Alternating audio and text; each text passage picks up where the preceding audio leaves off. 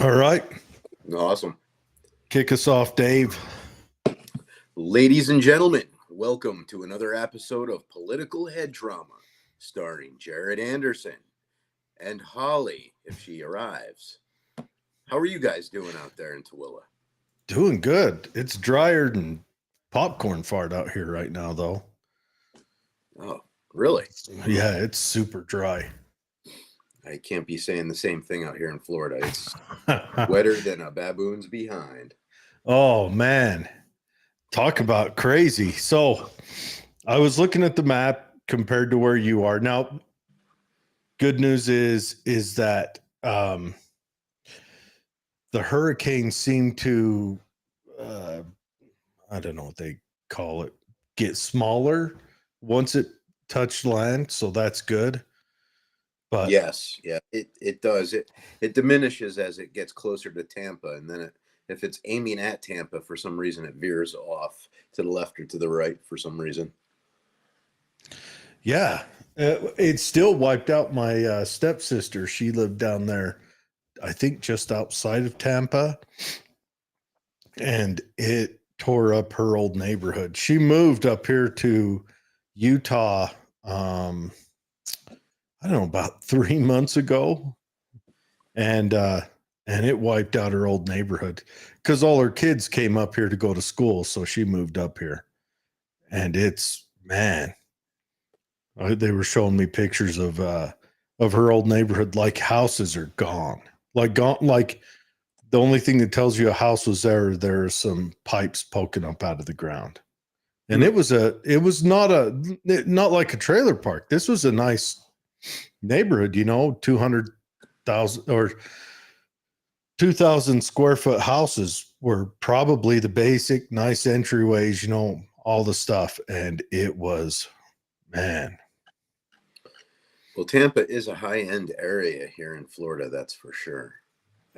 I don't think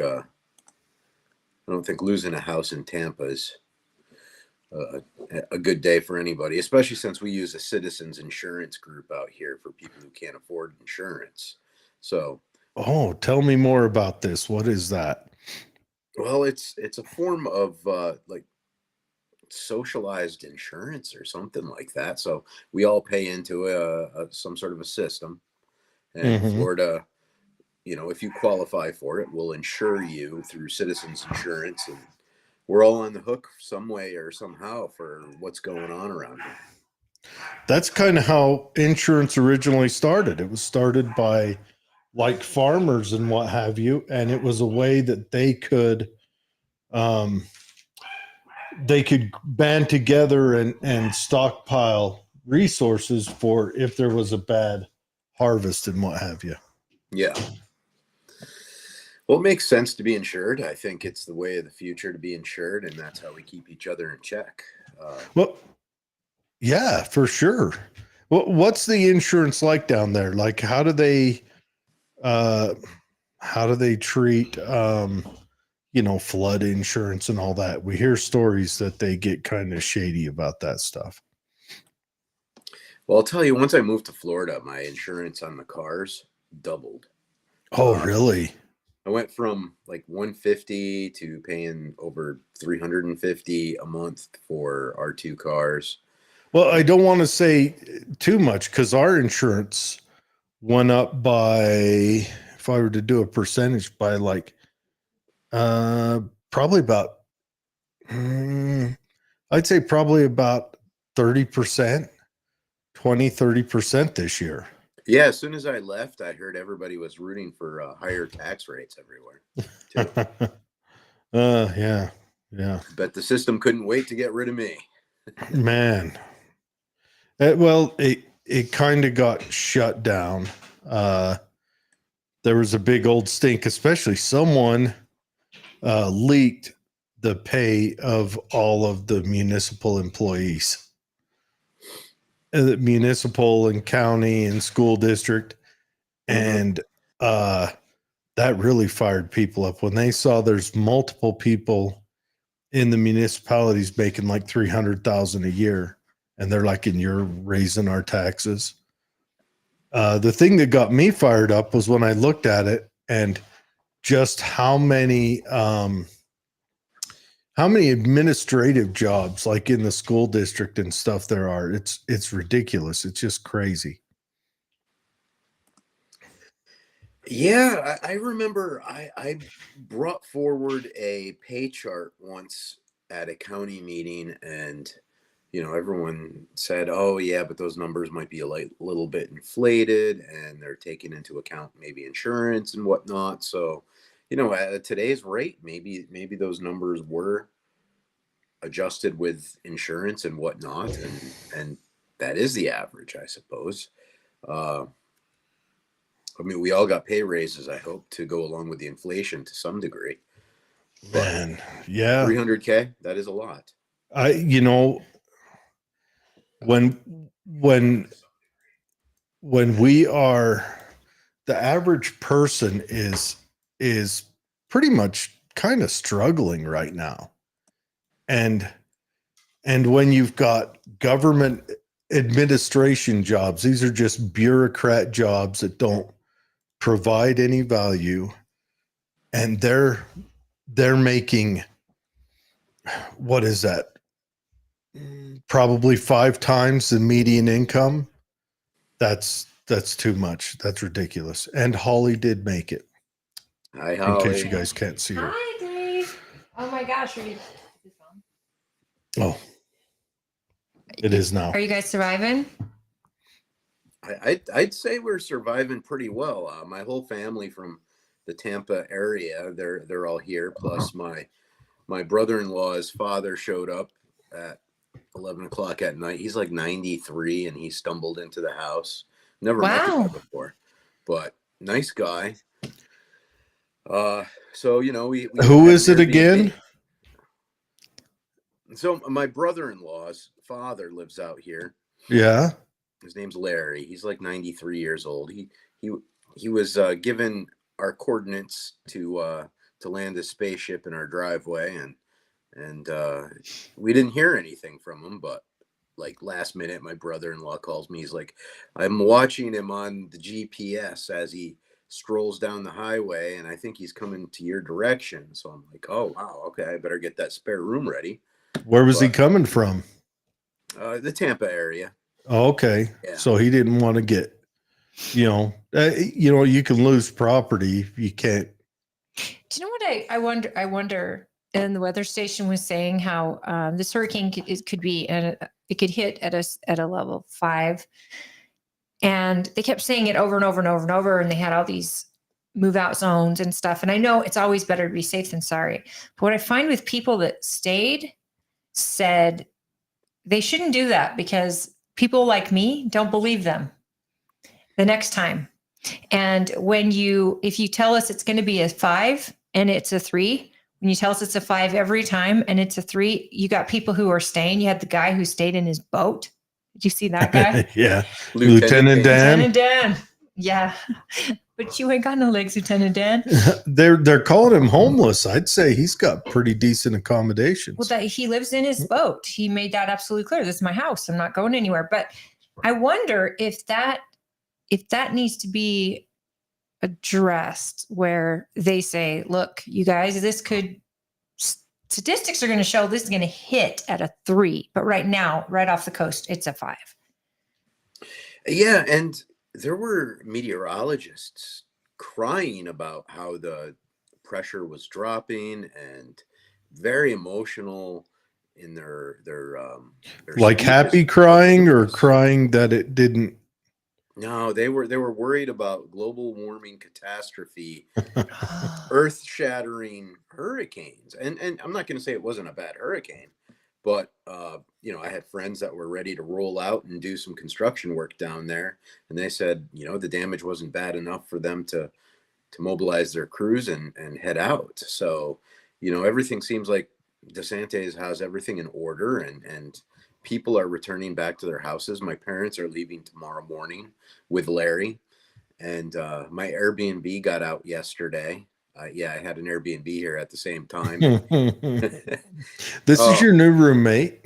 Yep. And everybody's okay now. Thank God. Well, you mentioned DeSantis. I think that he has displayed exceptional leadership throughout this and Helene, and I'm more impressed. I think every state should have a DeSantis. But I said that before when we saw him do his speech at the convention. I was like, if we had 50 governors like DeSantis, we wouldn't need the federal government.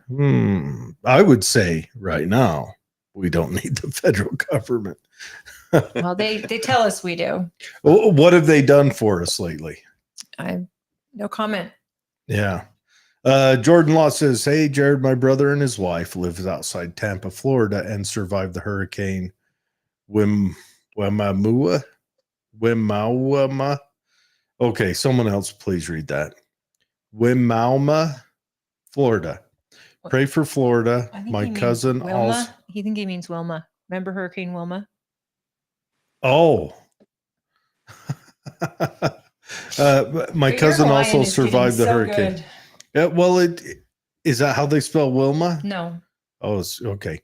But I remember Hurricane Wilma. The eye of the hurricane literally went over my brother's house, and he didn't have an evacuation order. Wow. Insane week. I couldn't sleep during the hurricane. I imagine, when you got family members in the path, it scares the heck out of you. It makes you nervous. And I hear that the eye is where it's calm. It's what happens after it passes over you that you have to worry.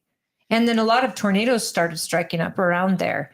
And don't the hurricanes turn into tornadoes once they're on land? There was there was a lot of hurricanes. Yeah. Hurricane. There was the one big hurricane was already happening in the Gulf, and tornadoes were just coming up all over the place. Maybe they're a lot of tornadoes. Really? Yes. Well, just to a point that we all know that hurricanes never happened before. No, never. Global warming. I didn't sit through SUVs. 3 of them in Guantanamo Bay, Cuba in 94, so it's the cow farts. Yeah. And there's a lot of rain in hurricanes. That's the thing I take away the most is it would flood plateaus. It was wild. Well, the difference between a stage 1 and stage 2 are huge. I don't know. I also, Jordan, watched all night. I was watching the coverage on Hulu, and I was just like, they're reenacting Hurricane a 1 versus a 2 versus a 3 versus 4 versus 5, which was weird that Kamala Harris got on and said, don't say that it's just a 4 or just a 3. How about you not tell the weather service how to say what's happening? Because they were downgrading it from a 5, and they were saying, we're downgrading it from a 5 to a 3. We believe it's going to hit at a 3. So if it's just a 3, then plans may change. But she was mad about that. The truth is, these things happen. They've been happening since the dawn of time, as long as Earth has been on this planet. It's been happening. And people are in the way of them now. Mm. Yeah, and we invented malaria pills, so people live down there now. Hello, Christy. Thank you for tuning in. So, you messaged me, when was it? Wednesday night? Is that the night you messaged me, Dave, and sent me the picture of you barbecuing the night before the hurricane hit?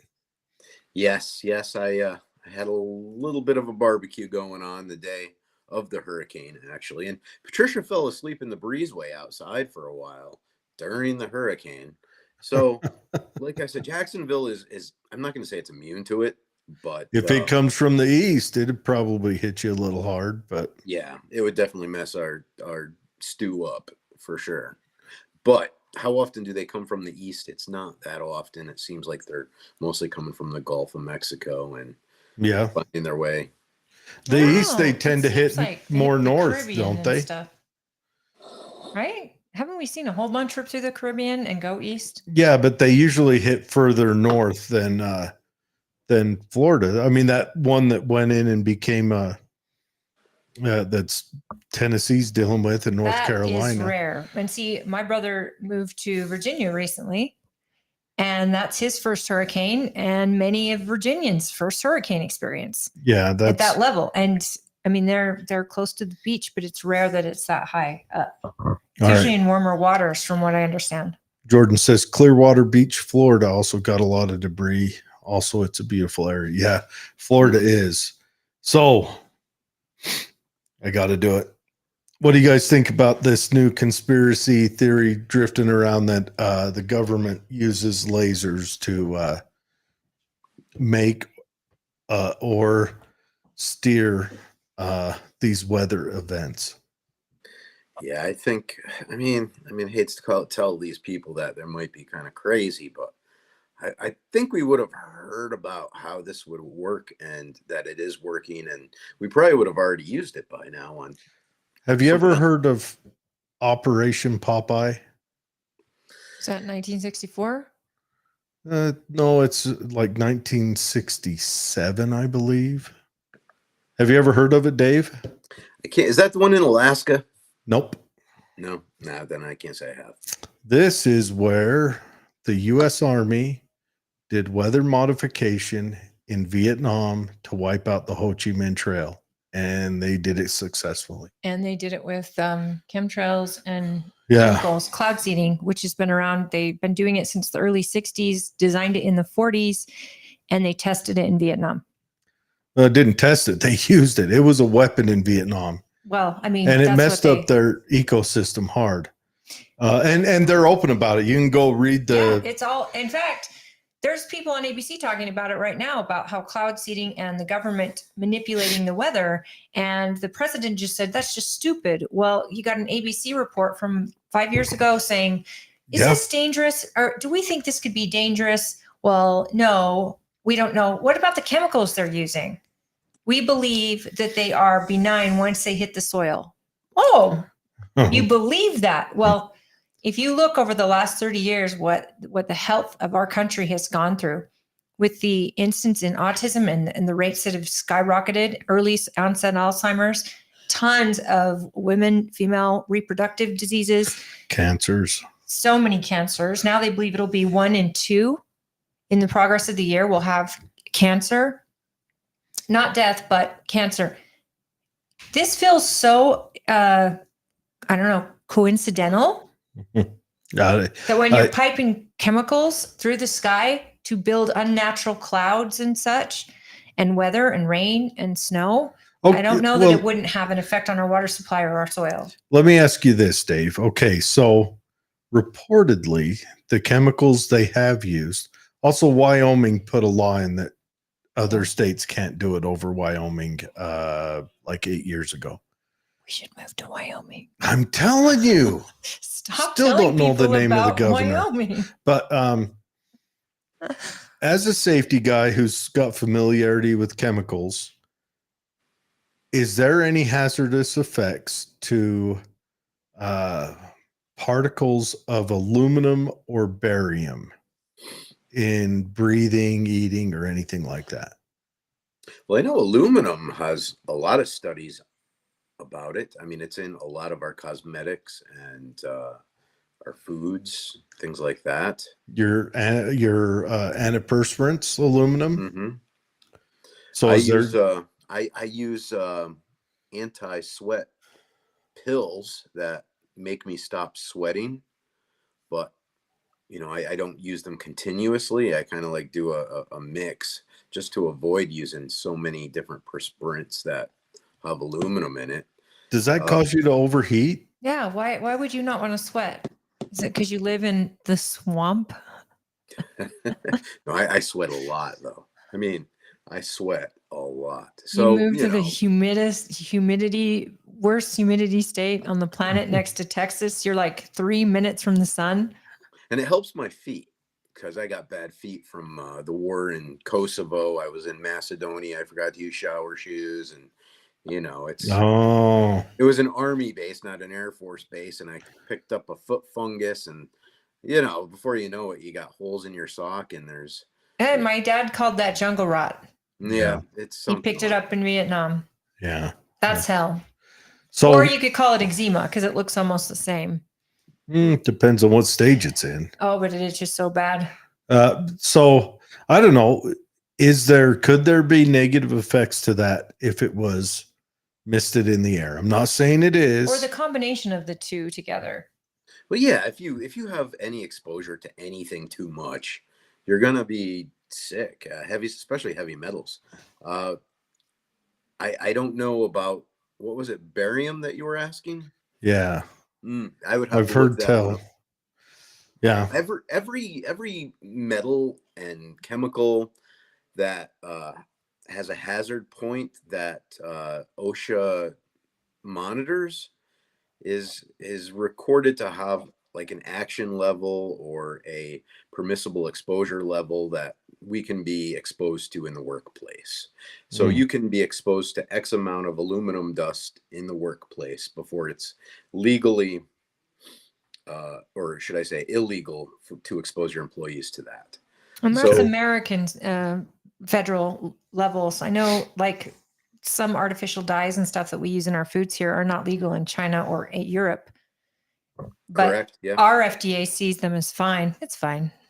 Mhm. Well, I just want to refer everyone to the food pyramid. They've done right by me my whole life. Yeah, you got a good point. Kind of like the jab did too. Yeah. When the food pyramid said, yeah, eat all the grains, healthy fats. That's just eat less of that than sugar. You'll be all right. I remember when, But then they put sugar in everything, including the grains. yeah, we're about to get Dave fired up on the corn syrup. But I hate that. I hate but that. remember when they first started doing away with the food pyramid as we grew up with, grains were the base, and then it was vegetables and fruits, and then it was lean meats, and then it was sugars and fats. First of all, they put those together. Or was dairy? Oh yeah, dairy was Forgot dairy. in between there.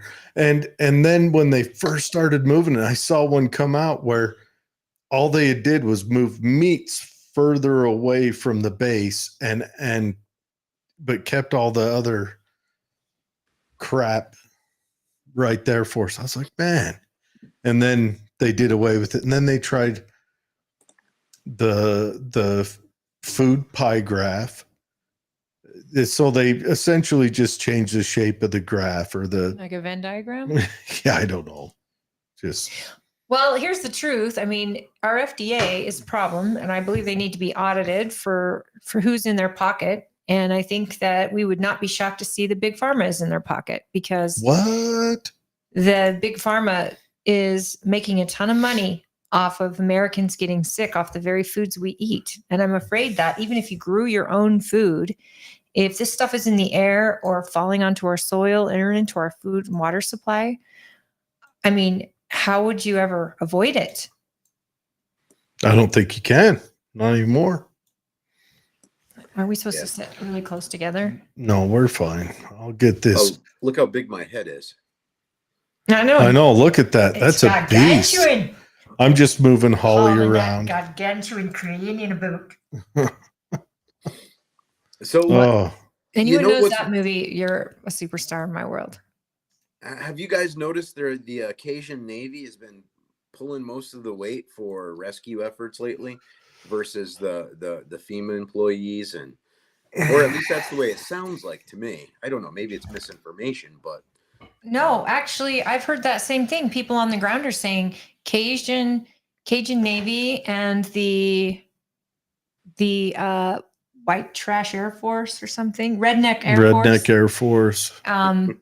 They've been going in, and a lot of them have just told FEMA, back up, let us handle this. We'll build this. And that's if they see FEMA. Well, that's what happens when. Imagine if you will, Dave, if wars were fought not by the Army and the Air Force and the Navy and the Marines, but they were fought by the DOD bureaucrats, how would it go? oh geez. They would have to file paperwork in triplicate, and then they might, set up a HESCO barrier, maybe. And so that's the problem with FEMA. FEMA is a bureaucracy. FEMA's not an operational entity, and I think that we need to recognize it as that. And our government needs to, say, FEMA doesn't even need to go on the ground. FEMA can stay in Washington, D.C., receive an email, put some pictures on it so they know what to allocate, and then send money to people who get stuff done. I still think that the money would get mishandled. I think it's been I know mishandled it would. terribly. It is. Everything It in the always government's is. mishandled. From FEMA to the state to the local cities. I mean, if you don't put it into actual hands of the doers, the do people, Yeah. I'm afraid that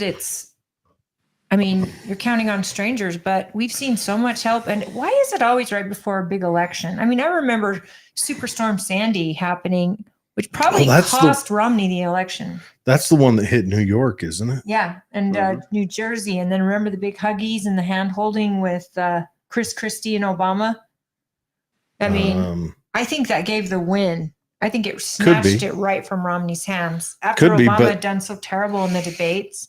The outlook on this one for the federal government is not well. Well, they're not looking well. And who's looking well? The governor of Florida and the citizenry that is hit by all of these tragedies. I mean, what about the reports of that North Carolina National Guard helicopter? That was crazy. Low flying over a aid station and pretty much ruining it, blowing everything away. Some helicopters behind in Afghanistan.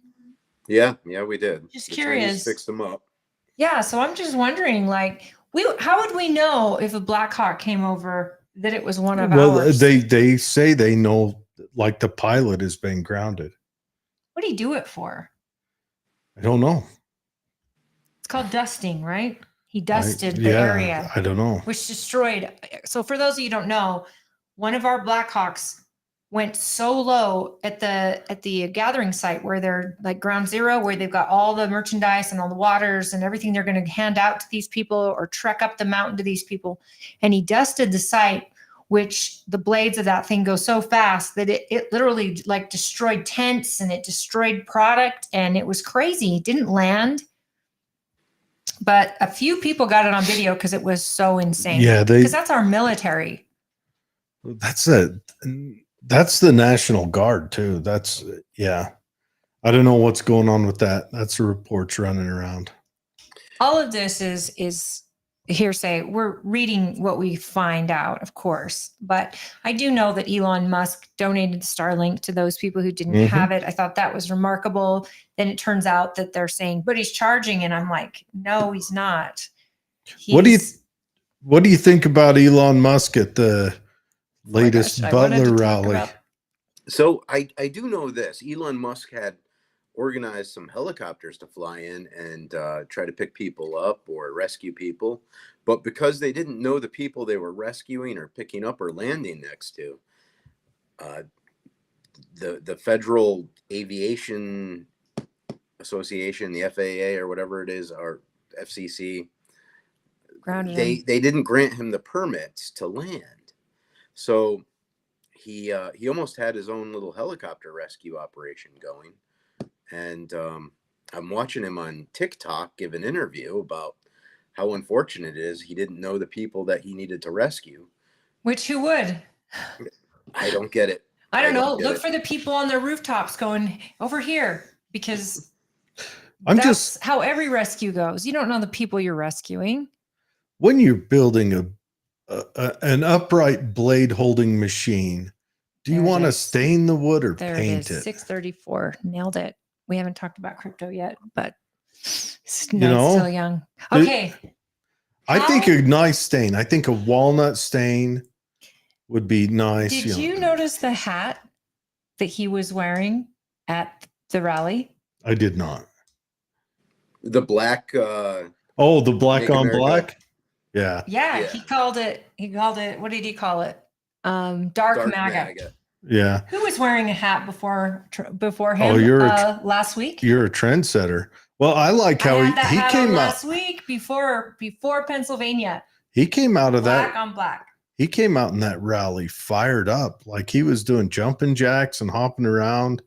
They gave him a bad photo though. They're making this one photo op of him doing that jumping jack where right behind Trump, and they're highlighting that, and it's a bad optic. They're trying to make him look stupid is what they're doing. Yeah, that's hilarious. I think the left I think the left are going to regret alienating him in the next, I would say in the next couple years. Can I just add this week what he just hosted? I think last night, the introduction to the Wii robot. Did you guys see this thing? Is that train-looking car that came out? No. No. Get on and look. So my friend works for Tesla. So he was at the big unveiling. The Wii robot, they started it with a guy in a suit and figured out how the movements would be. Then they slowly have built it over the years. And he said, every household is going to own one of these. Please be nice to the robots. They will be working with us tonight.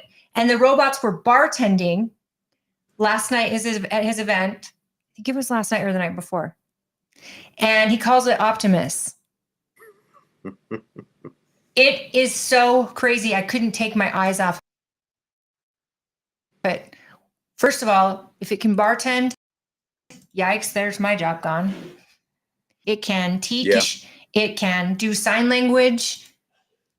It does everything. And he said this will be the game changer for the world.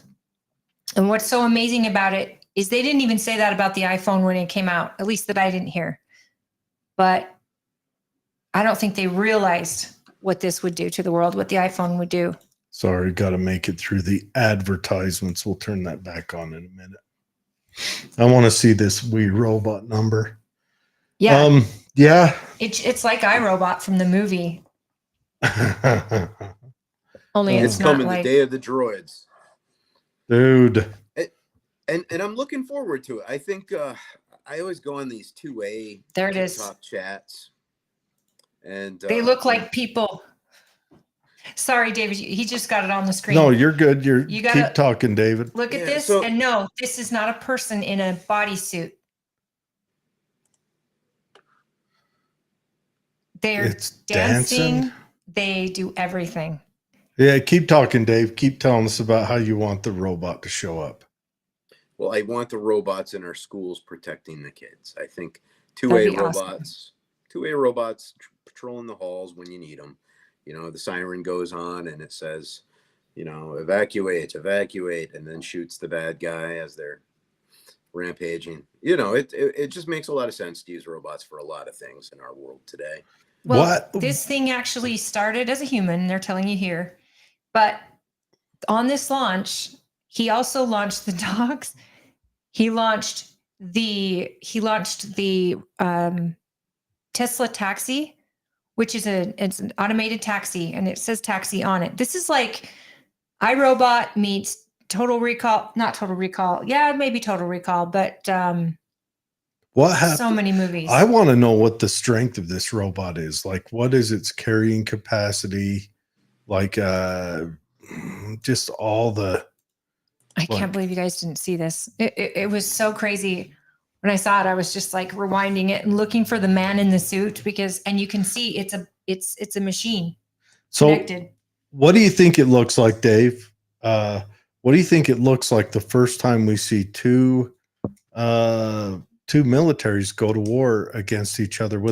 The first time we see militaries go to war as we do now, where there's one military that has the robots and the other one is going to have people, it's going to change the face of the military. It's going to change everything. It's going to be an atrocity. It'll be like when chariots first showed up. Yeah, but when you add robots to war as a weapon, how do they differentiate the good guy and the bad guy? And when they don't, that's how you get a movie like iRobot. Where they'll figure that out. But what do you think it looks like when we have two robot militaries go against each other? It'll be.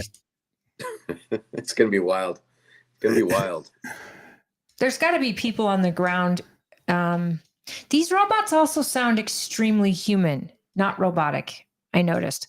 What can I get for you? When he was at the bar, it was stunning to me. I knew I was witnessing something that was going to be revolutionary. And he said, every American will own one. These will be affordable by everyone. Well, I don't know when that will be. Maybe after Trump's in office or something. But I don't know. I think it would be cool to have one. Then again, I don't want anything to do with the government attached to it. Now, remember, our ancestors used to say, "I won't get into an elevator unless there's a pilot," and now we're pressing the buttons on elevators when we're drunk, and we press them all and don't care. But back in the day, they were like, "Hey, I'm getting into an elevator only if there is a pilot for that elevator." It's true. It was the same with worried about being bugged on their phones. Oh no, they called that And one. now they carry the phone around with them. They carry the bug around with them every day. Martin says, meets Terminator. Oh, I mean, it's such a scary thing. I've seen that documentary. Well, and don't you think just by these robots, the way they looked, you've seen iRobot, right? Mm-hmm. These look like right out of that movie. Mm-hmm. And those dogs look right out of Black Mirror. If you haven't seen that episode, or the I little think robot Black dogs. Mirror was made after the advent of those dogs. I don't know. But all I can say is Elon Musk saw all those movies too. And he's the one doing the design. Is he the one designing the robots? Well, it's Tesla. So those are Tesla robots. Do you know that Elon Musk doesn't really own a lot of stuff? And he doesn't own big mansions. I think he just sold his house in LA to leave. And he lives in like a small little place in Texas. He lives in a trailer. Yeah, it's a tiny home. I mean, he's the richest man in the world.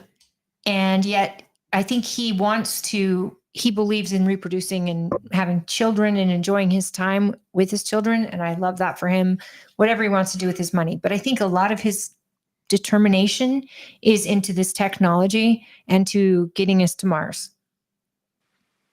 I mean, it's him that got these guys off the space shuttle, right? He's kind of an addict to making stuff, which is good. I mean, like I said, I think in a couple years, the left, the hardcore progressives, are going to regret that they alienated him. And I don't think they're going to regret because he's going to do something to harm them or whatever. I think they're going to regret that,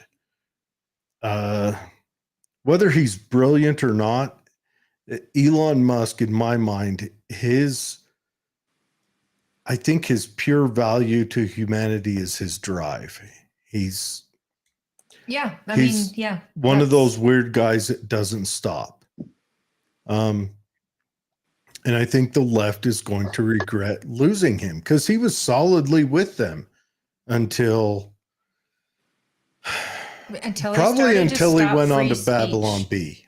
It was probably him going on the Babylon B that changed that. Yeah, I think that just the dare by Twitter, and he did. But when you can ban a president of the United States on a social, and then you can start banning content, I think that just really disturbed him. And then they were terrible to him when he got there. Well, it's when they banned the Babylon B is when he said, maybe I should buy Twitter. That's and they'd when already he mentioned banned that. Alex Jones at that point. Oh, yeah. They banned the B, then they banned Donald Trump. Mm-hmm. And I don't even think he was a fan of Donald Trump. Well, the B didn't get... The B got banned like 2 weeks before he well, no, it was a little bit longer, maybe a month or two before he bought it. But I think that the left, they're just going to regret it because, I mean, he is, yes, he's a brilliant mind, especially compared to me, but it's his innovation. And if you get that innovation on your side, you're going to do great things. I mean, America's lucky that we stole him from South Africa. Well, yeah, and he's the richest African-American in the country, in the world. Yeah. Well, let's just say this, and I was thinking this, he's not just smart. There's tons of smart people in the world. He doesn't understand the word quit. Mm-hmm. And he doesn't understand the word failure. It's just another way to learn, right? That's his mindset. And his mindset is everything. It was exactly the same way with the Apple guy. It's exactly the same way with Donald Trump. Yeah, Donald Trump's filed bankruptcy X amount of times, but he doesn't have that mentality to stay down. He just doesn't. He'll move on and keep going because failure is not in his vernacular. And Martin Martin Kinsey writes, Elon is like Trump. He wants to help people and fight against injustice. I believe you. I agree with you. I think that's why the left sees him as such a threat. I mean, when they need Elon to assist them at NASA because their own company, the contractor, can't get their astronauts off the space station. Yeah, that was wild. Really wild, right? And who's Wasn't their it contract both, with? Boeing. Yeah. 7 years had that contract. Elon had the contract with, I think, for a year. And he's like, I'll go get him. And Wasn't it kind of bragged? No. Wasn't it 2 female astronauts as well? No, I don't know. So there was. But I love, that's the mentality that I think you can find. And what Elon has said, why he loves this country, is that if you have that mentality and that hard work and you have enough gumption, you can do anything here. And he also acknowledged that most billionaires want to pull the ladder up behind them. And that is the problem. That's when you know America's infected. When those billionaires, those millionaires start pulling the ladder up behind them using the federal government. Yeah. You have lost your republic. Because, imagine if I actually think that Facebook guy, Zuckerberg, I think he's gotten a taste of watching Elon's success. Elon is not a publicly traded company. Twitter's not. X is not. So people can't buy, stock in there. BlackRock has gone in and bought stock in most publicly traded companies that have any gumption, especially software companies. And then they've put these ESG rules and these make sure that they're using DEI and all this other stuff. They're voting out. They're going in and voting off chairman of the board who are not awoke enough. Well, and Zuckerberg came. His confession that, hey, the FBI was telling us and they censoring used soft us, force. And he's used soft force. I think he's catching on that this might not always be a left-run country, and I'm not going to be able to be the 3rd richest man in the world for much longer if I let the federal government into my coffers, because I've got to stand up for free speech. Well, he came out, 2 weeks ago and said, he started working out. And I think him working out turned up his testosterone. Speaking of working out, I just saw a video of Dave working out. Oh, boy. It was this morning. Yeah. Working the abs. I didn't see a blink of sweat on you. Well, believe me. Taking your pills. Look at you, though. You and the hot wife out working out right after a hurricane. I'll be honest. The winds in Tooele were worse than what I got here in Jacksonville. Oh, really? Yeah. When they were telling us the winds of a category 1, I think it's like 45, 50 miles an hour. I was like, that's I-80. I mean, we get winds up to 90 miles an hour when they have to park all the semis. Yep. Oh, some of those semis roll over, get parked. I see him. I used to see him every year on the way to work in the winter. Our local veterinarian, I have to give him credit, Joe Roundy. I used to say, gosh, it's so windy out here. And he's like, Tooele isn't windy. Salt Lake just sucks. Go to Wyoming. Kids learn to walk sideways. Anyways, Molly May says, I think Elon is a wolf in sheep's clothing. And you may be, and you could be. I feel that way. I feel that way about every politician, everybody who comes onto the stage for political movement, that I have an inherent distrust in anyone who wants to use democracy or the government as a means of force.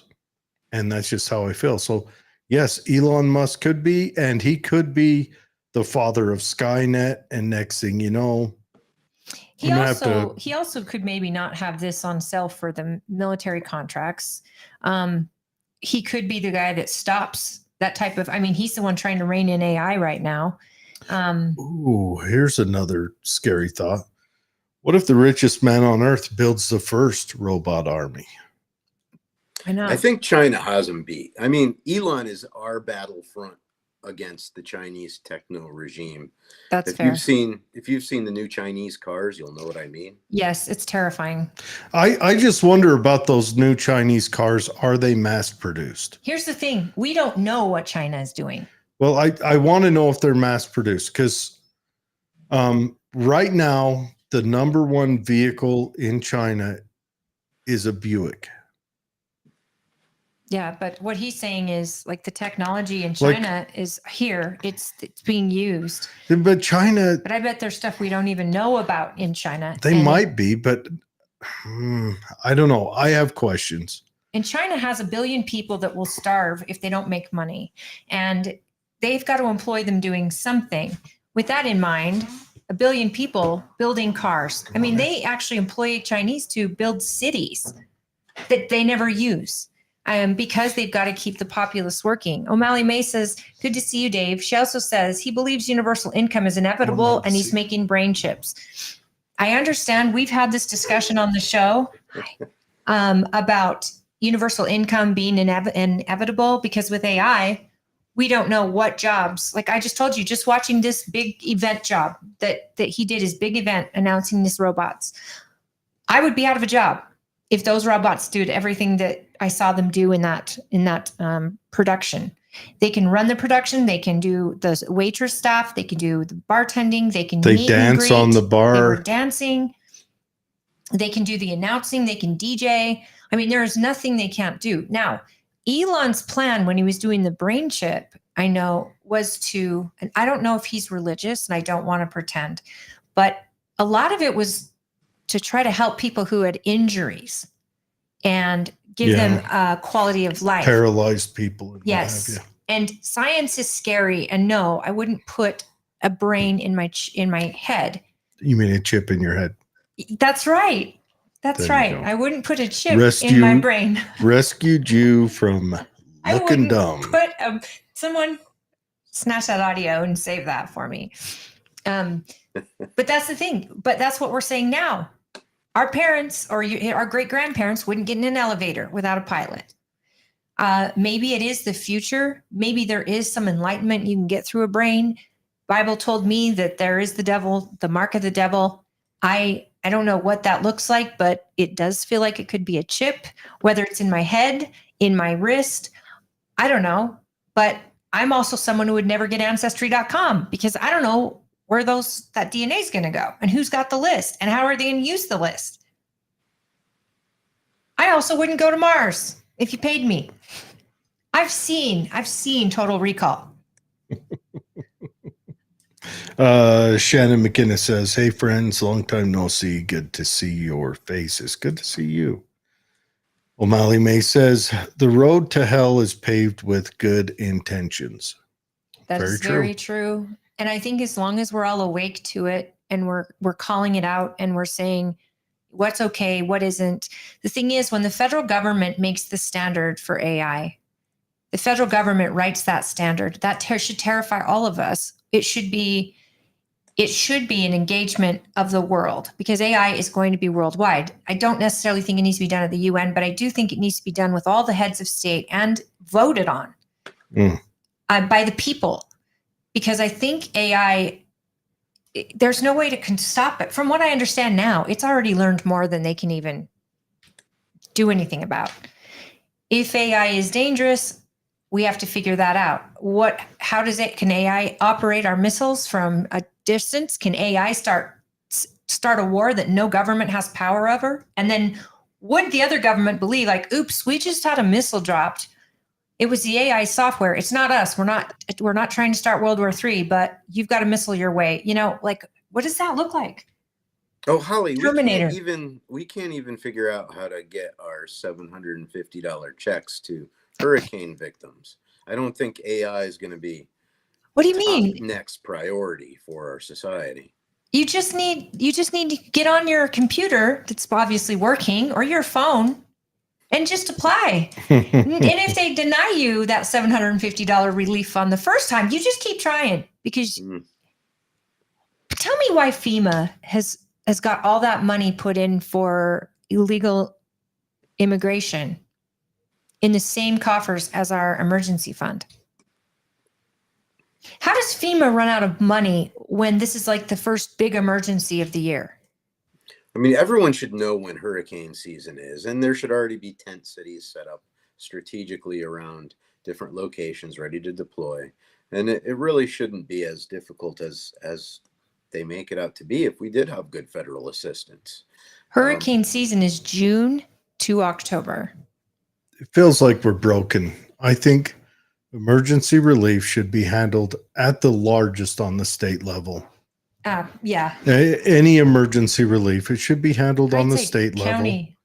level. County would be ideal, but on the, Yeah, at if the it hits largest, multiple the state. cities. Yeah. I think leaving it up to federal level, it's a pot that's just, it's too juicy to not fall into politicization, to not fall into Overspending. corruption, and that's on both sides. Absolutely. We need to, and we've got Deborah, our next guest, is here. We'll be bringing her on here in about 4 minutes, and she might be shocked to find out the show she went on. Yeah, if you want to leave now, I mean, Yeah. Okay. The federalization has been a corruption that we cannot survive. This nation is going to fall to its budget.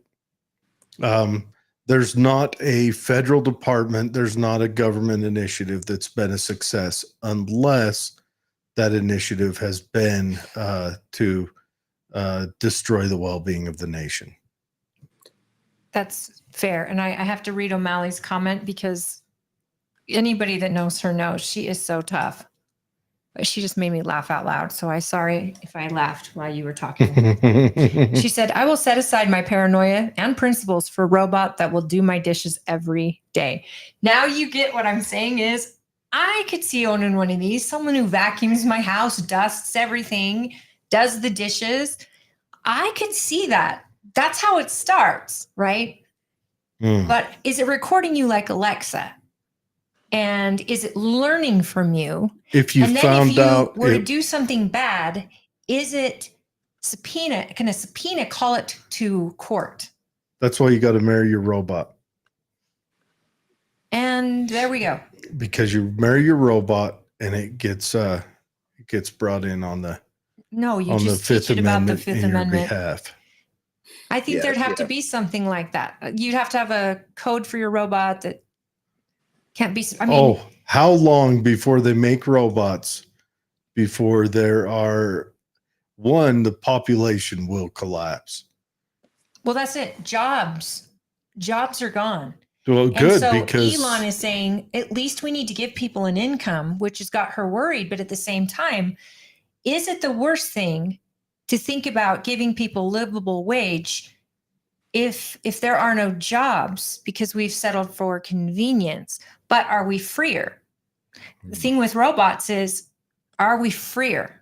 Does the government have access to these robots? Is there any way the government, I mean, if Elon has got good intentions, he will have protected every citizen and every owner of any product that he puts out against potential fraud or, I don't know. I believe in freedom first. That's got to come first, and privacy second, especially if you own something. Have like bodyguard robots and seriously, you could have them in the schools. Every school could have 2. Dudes all they do is patrol and high five the kids. Robots. Yeah. O'Malley May says she's good with just the dishes. So Dave, you were telling me you were reaching out to your local congressman last time we chatted. How did that go? I've got a little petition drawn up. I'll be going over to the VFW, and I'll be reaching out to some Republican groups, and I've talked to our county chair. So I'm putting it in place, but the whole gist of what I want is In Florida, it costs $10,400 to put your papers in to run for Senate or Congress, and Wow. that's a lot. That That's is a a lot lot. of money to file a piece of paper.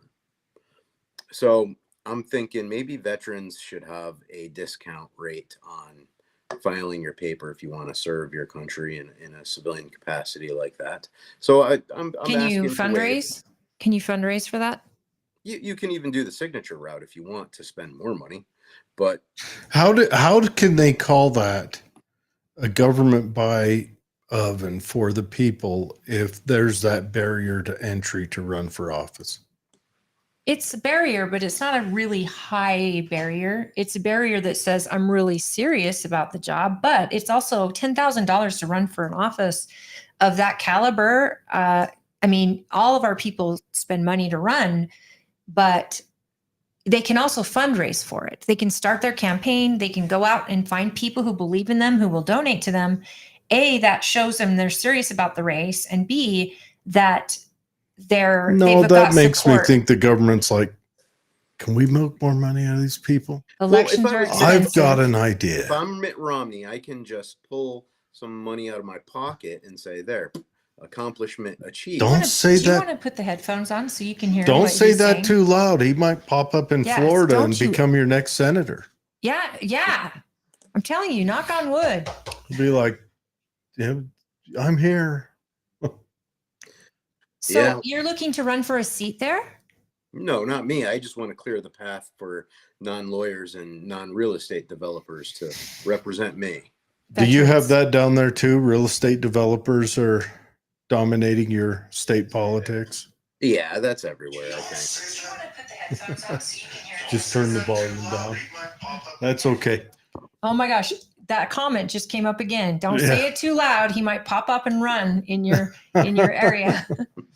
All right, Dave. We're gonna cut you loose. We got to have you back on again soon. Say goodbye to everyone. Hi, Dave. It's Mike from Nigeria. Hey, Mike, that's my programmer. Oh yeah, outstanding. Thanks for tuning in, Mike. Yeah. Okay, Dave, I want to get you on again because I want to talk about Trump's involvement. And I mean, I was really excited when he went to the crypto event, which I know we didn't talk about crypto today, but I'd love to get your take on it. He was totally backing the idea. I know that Elon has backed several cryptocurrencies. Just the ones his kids mining. Whichever.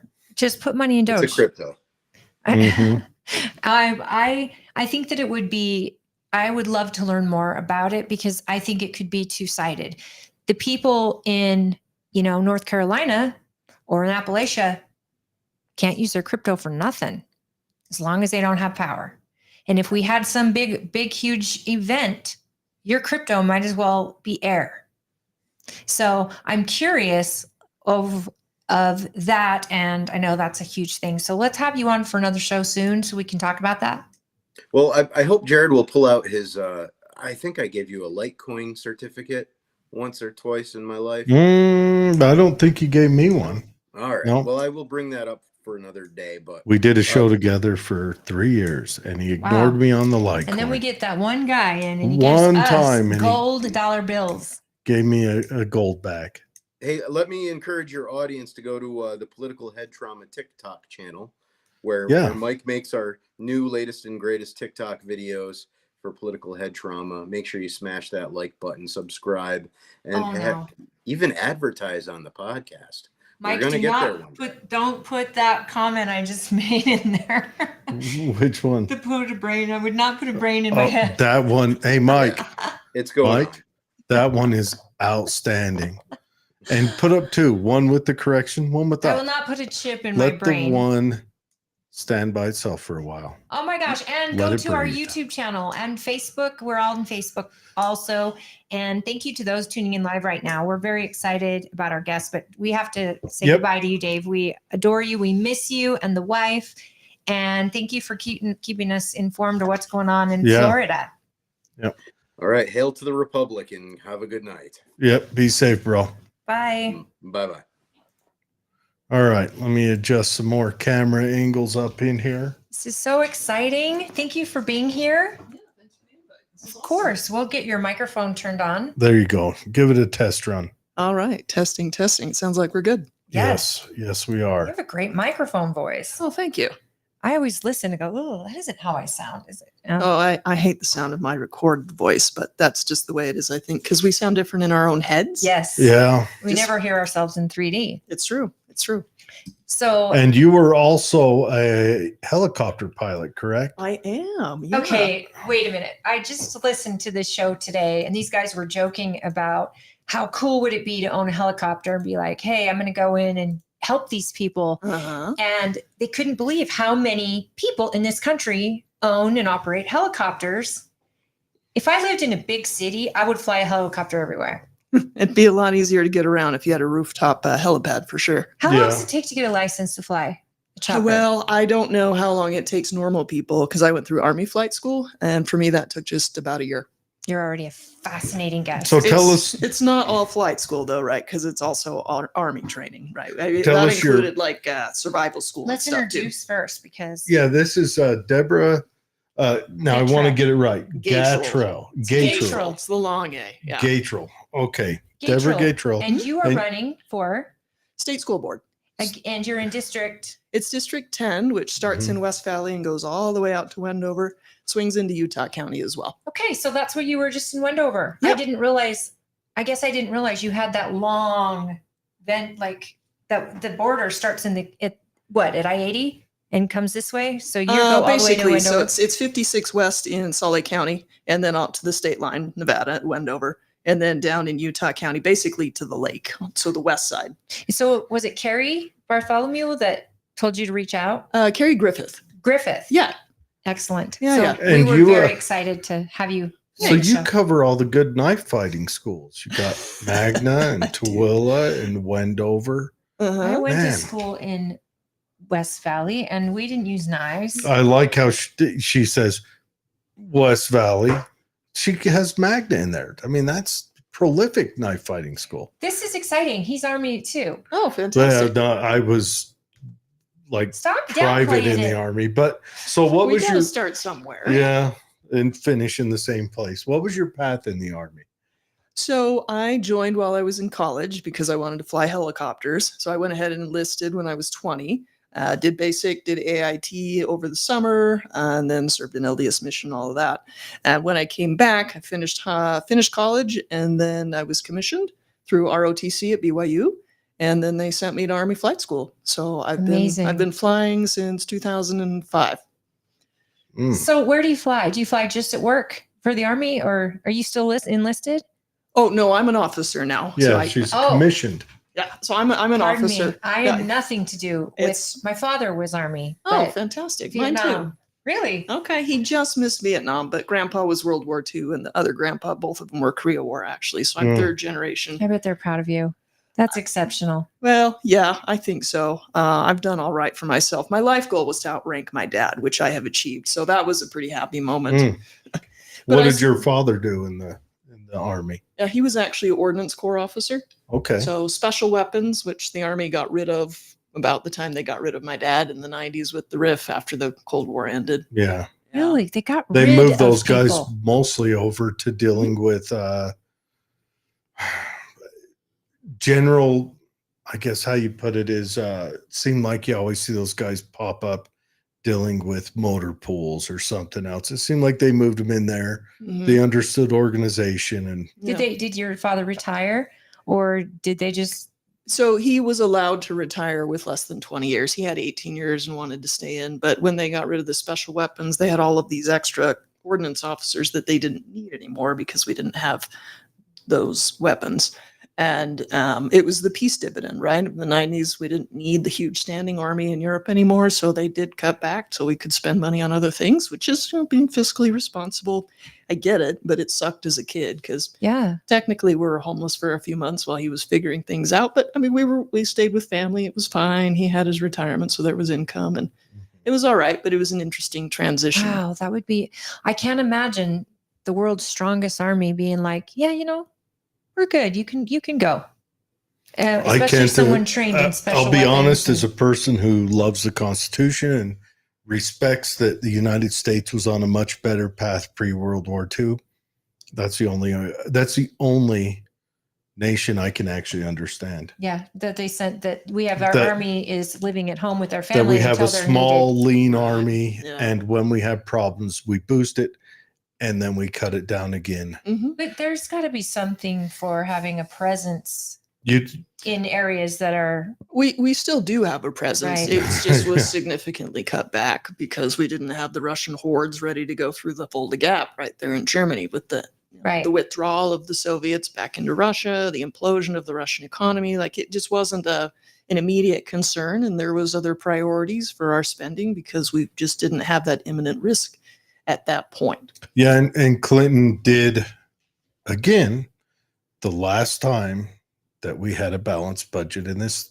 nation. It's true. And that's a lot to drink in. We actually met that. I mean, right now, what did they say? Our cost just to service our debt is going over $8 billion this year. It's a lot of money for sure. Drink that in. That's money we're throwing away. Or But you got to understand though, we had Republican Senate, it was a Republican Congress that forced them to do it. It was Newt. Newt Gingrich, Mhm. a Republican Congress, but Mhm. a workable Senate. That's the key. Presidents don't decide, budgets get set. I mean, really, it's got to be between the House and the Well, Senate. no, that get Clinton- their clicks together. Clinton was in on it as well. Sure. And yeah, they you were bring all them in to on the it. And then we table. also had the whole internet thing being invented, which brought a lot more income in. But anyways, Yeah. so I have. but we can dig into this history stuff forever. That's what but I was going to Sure. ask you. let me ask you. So right now you're a teacher. I browsed your website. You're Okay, a teacher right perfect. now. I am. Yes. And then you're also, are you in the National Guard, the Air Guard, or It's our Army Guard. Yeah. so you're in the National Guard? Okay. And what unit are you with? So to be clear, I do have to keep politics separate from military. Yeah. Oh yeah. No, I just want to I mean, get a like feel for you. A broad unit. She doesn't have to want people to know her. Yeah. Sure. So I'm actually a battalion commander for an aviation unit. Oh right now. wow. Okay. Yeah. Seriously, this is so awesome. Oh, And you're a that's good. teacher. What do you teach? History? Yeah, I'm a social studies teacher. Oh. So I've taught all the core subjects secondary from 7th to 12th grade. But at the moment, I'm teaching AP European history and then also U.S. History Core and some history through films classes. It's a lot of fun. What high school? I'm at Hunter High in West Valley. Okay, Okay. that was my rival. I was at Granger High. Oh, but okay. Yeah. That's phenomenal. I bet that your students are highly interested in your classes. I think, first of all, as a woman and being so accomplished, that's phenomenal. And to have a history, I mean, you've just described history in a few minutes here that, I don't know, gets me excited. I Oh, love thanks. history, but it takes a special teacher, I think, to get a kid excited about it. Well, I try, but the fact of the matter is, they learn a little bit of my story when we do introductions at the beginning of the school year, and they're really impressed for about 5 minutes until they figure out that I'm a teacher and I'm going to make them work. Right. So they don't always love that because they have to work. You go and ruin the fun. I still I think they'd be do. intimidated by the fact that you're so established in the military. I'm sure that your classroom's not. I'm not picturing in my head like lean on me or whatever that show Oh, heavens, is. no. I can see your classrooms being run pretty well. Oh, yeah. Yeah, we've got some pretty established routines and procedures, and people know the drill, and it works pretty well. So we don't waste a lot of time because there's more to teach than we can possibly get through in a Absolutely. year. It's a lot of fun though. I really enjoy it. And Especially kids with do. AP. Yeah. Kids do thrive with structure. They really do. So my child just started high school this Okay. year, and he came from a Stansbury High School. He's a- not learning any knife fighting. a charter Okay. school. Uh-huh. And actually, his initial principal is Matt Hymas, who's Mm-hmm. running for the seat. He is. Yeah. And I mean, if anybody is going to brag about charter schools, Matt should do it because the school that he runs and that my children have been in since K through 8. Excelsior, right? Yes. Okay. It's phenomenal. It's highly involved with parents. Mm-hmm. Good. And when my son started at high school, they put him in advanced math, English, and science. Next year, Awesome. he'll be in AP history. Good. I think there's something to it when you get kids that are hungry that want to take AP history. Mhm. You know you've got kids who are serious Yeah, about for sure. history and maybe their education going forward, right? Yeah, absolutely. Do you see do you see histories not being taught properly in public school in the lower grades? Do you see that maybe we're missing it? I mean, it feels like we're missing it when I'm talking to some young kids that like I Yeah. do a Patriot camp. Yeah. We teach kids the Constitution from age 6 all the way to 18. Yeah, there's some real gaps in the elementary schools, and I don't necessarily fault the teachers for that. No. The issue is with the elementary schools, we've got such a strong emphasis on reading and writing and math and science, and all of those subjects are important, but those are the tested subjects, right? So Right. that's where all right, kid, you're going to show us what you learned. We're going to pull data. We're going to evaluate your teacher. We're going to evaluate your schoolwork. We're going to evaluate your learning. And the subject that's not tested is your social studies. So if they are behind in anything else, what gets dropped? History. Yeah, because it's not the tested subject. And I know it's been dropped, not just from talking with elementary teachers that I'm friends with, but also, when they get to my geography classes, I'm not teaching that this year, but I've taught it for the last 15. Kids, they can't read a map. That's true. They don't know what the cardinal directions. They don't know really basic stuff that historically was taught in elementary school. And it, at this point, depends on the teacher and if they're really intentional about making sure they use social studies as part of like their reading curriculum. If they don't, then it just gets missed because it's not tested. Nobody's paying attention to that. Could that be happening maybe because it's a subject that the teacher isn't interested in? Because like I could see if I taught a class that would be just from the way I look at the world, that would be brought in all the time. But I think you maybe have a to lot of follow a teachers, curriculum. if they don't, but even following a curriculum, like if today I'm teaching about algebra, Sure. I would probably lead off with where algebra was invented and this is what the world looked like then. And Of course you would. because I think that stuff is interesting, Sure. We all know a few Arabic words right there. Yeah. Well, I mean, that's born out of that, what was the Golden Empire. And then I would probably get in trouble because I'd spend 3 days talking about that. And, The history of because math that's is a subject interesting. in Their eyes college. would glaze over. There is a Yeah. class there, yeah. But I'm wondering, because I'm sure, and I want teachers to be able to let their personality flow. Yeah. Mhm. Because I want the kids to move through classes. Because let's face it, most history classes through middle school were, drier than a biscuit. Yeah. Not mine. I had and- a Vietnam veteran teach me history. Oh, but nice. when I slid into a couple of high school classes, they got interesting. But I never got to quench that thirst until really for anything. Mhm. For me, school was.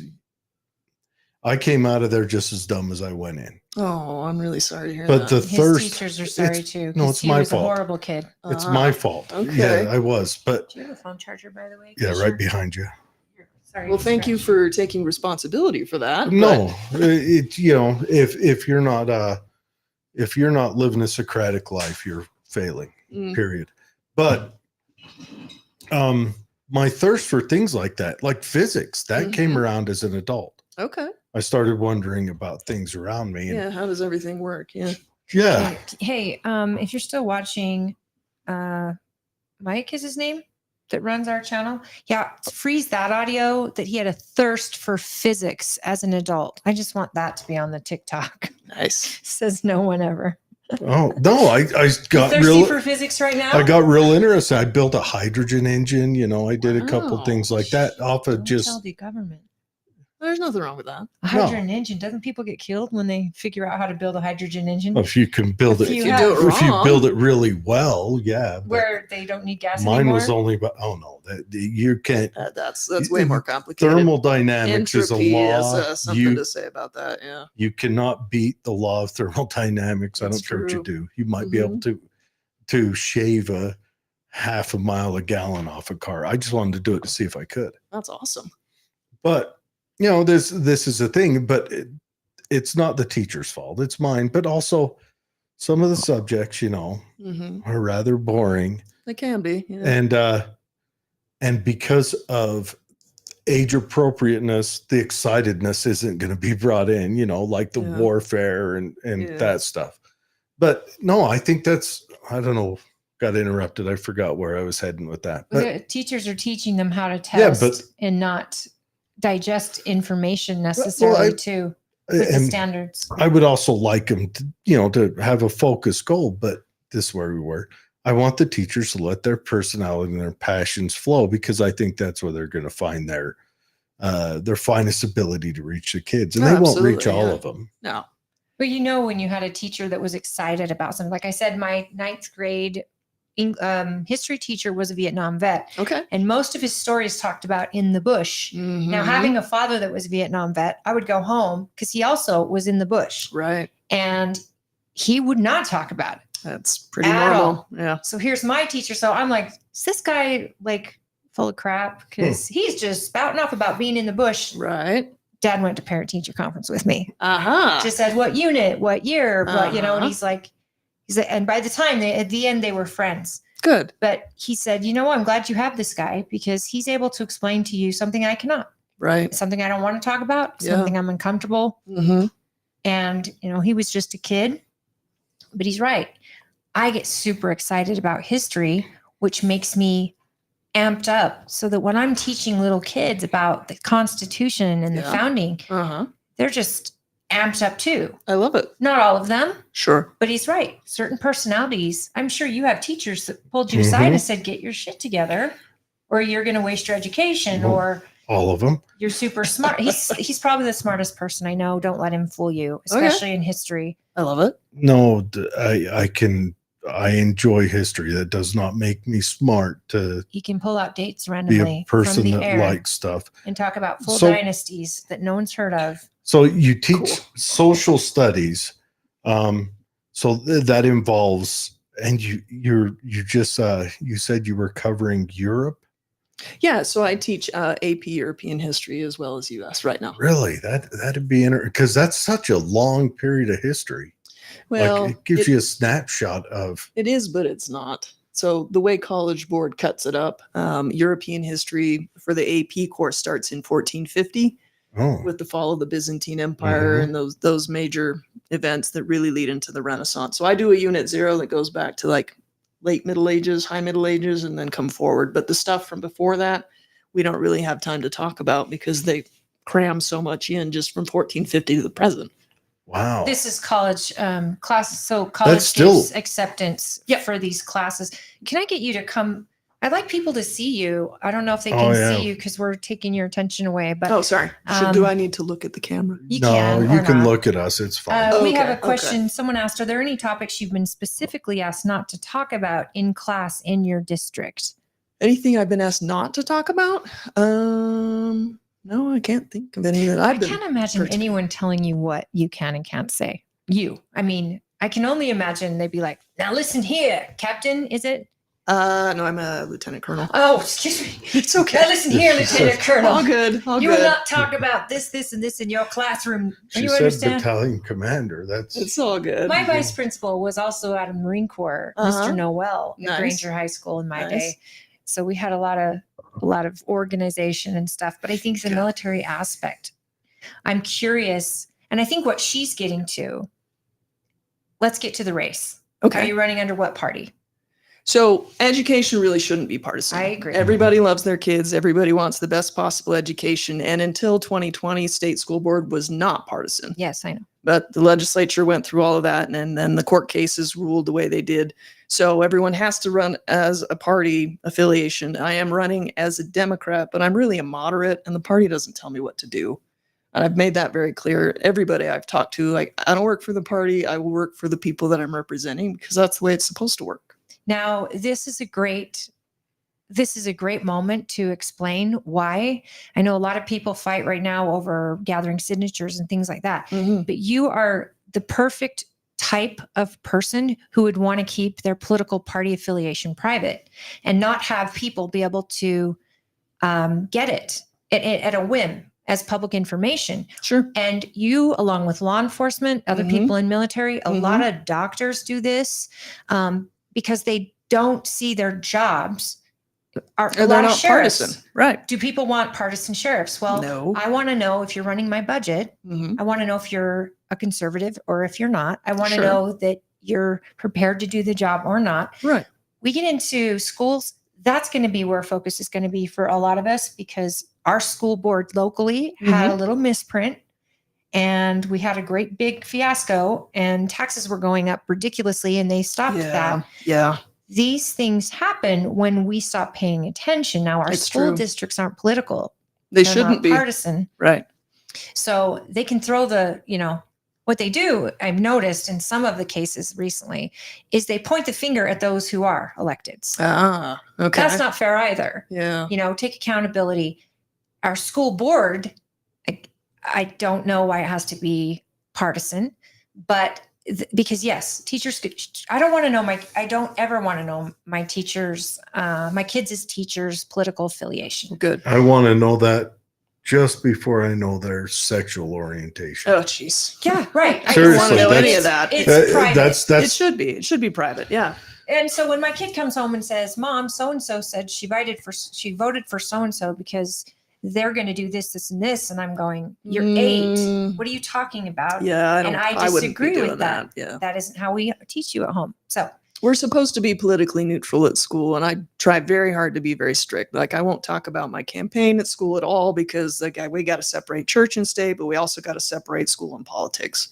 So I always try to do both sides of every issue. I'll provide sources for both sides, and we'll have conversations, and people are absolutely welcome to their opinions, although I do expect them to have evidence to support them. that's fair. That's what we're lacking, I think, in high schools right now, is that critical thinking and that openness to having conversations. I think the reason it's so lacking, it's doing a disservice to our young people who are aspiring to go to college, because these conversations happen in college and our kids aren't prepared for them. It's true, but there is also a bit of a culture of fear, if you will, for some teachers. I'm not afraid, but there's been a couple of times within the last couple of years where parents have been upset with me because of something that I did present for curriculum, and I'm like, "Did this? Okay, so here's the standard that it comes from." Yeah, and it was a geography class, so it's world geography, right? And so one unit in the new world geography, which is a human geography focus, it's not physical and regional, like it's not just mountains and rivers and streams on the continents. It includes culture. Yeah. So one of our standards has to do with forms of government. And so, one of the things I was provided by the district to introduce the unit was a little video where somebody basically was jaywalking. If you're familiar with Jay Leno, it's been a few years, he's dated, but he would go out and just ask people a question on the street and record them. And like, this is a thing that we do. So the question in the video is, what do you think the purpose of government is? And people gave a whole bunch of different answers. And then that's the introduction to the unit. Like, that's not the learning material. We're not saying this is the purpose of government. This is just people's opinions. To get your attention to this video. Exactly. Yeah, it was the hook to get people interested in the conversation. So a parent got really upset about that video because they felt like that's what I was teaching the purposes of government were, and they weren't. And then the follow on is, why aren't you only teaching the Constitution? Like, ma'am, this is a world geography class, so we have to talk about all the forms of government that exist in all the countries. And it's just a misunderstanding, right? So I provided the standards, and I looped in my specialist on the social studies world from the district, and we got it sorted out. But it's just one of those things where right now there are some parents who just come in guns blazing because they think that whatever teachers are doing might be wrong if it doesn't fit into their worldview of what we should be doing, when in fact we're doing exactly what we've been instructed to do, and we're meeting the terms of our contract, and we're providing a broad education to students who have to operate in a very, very complicated world. They need to know how other countries work. So we have to talk about it. And yeah, we'll talk about the Constitution too, but it's not the only thing. There has been a heavy politicization from both directions. Sure. Let's just lay it out there. Yeah.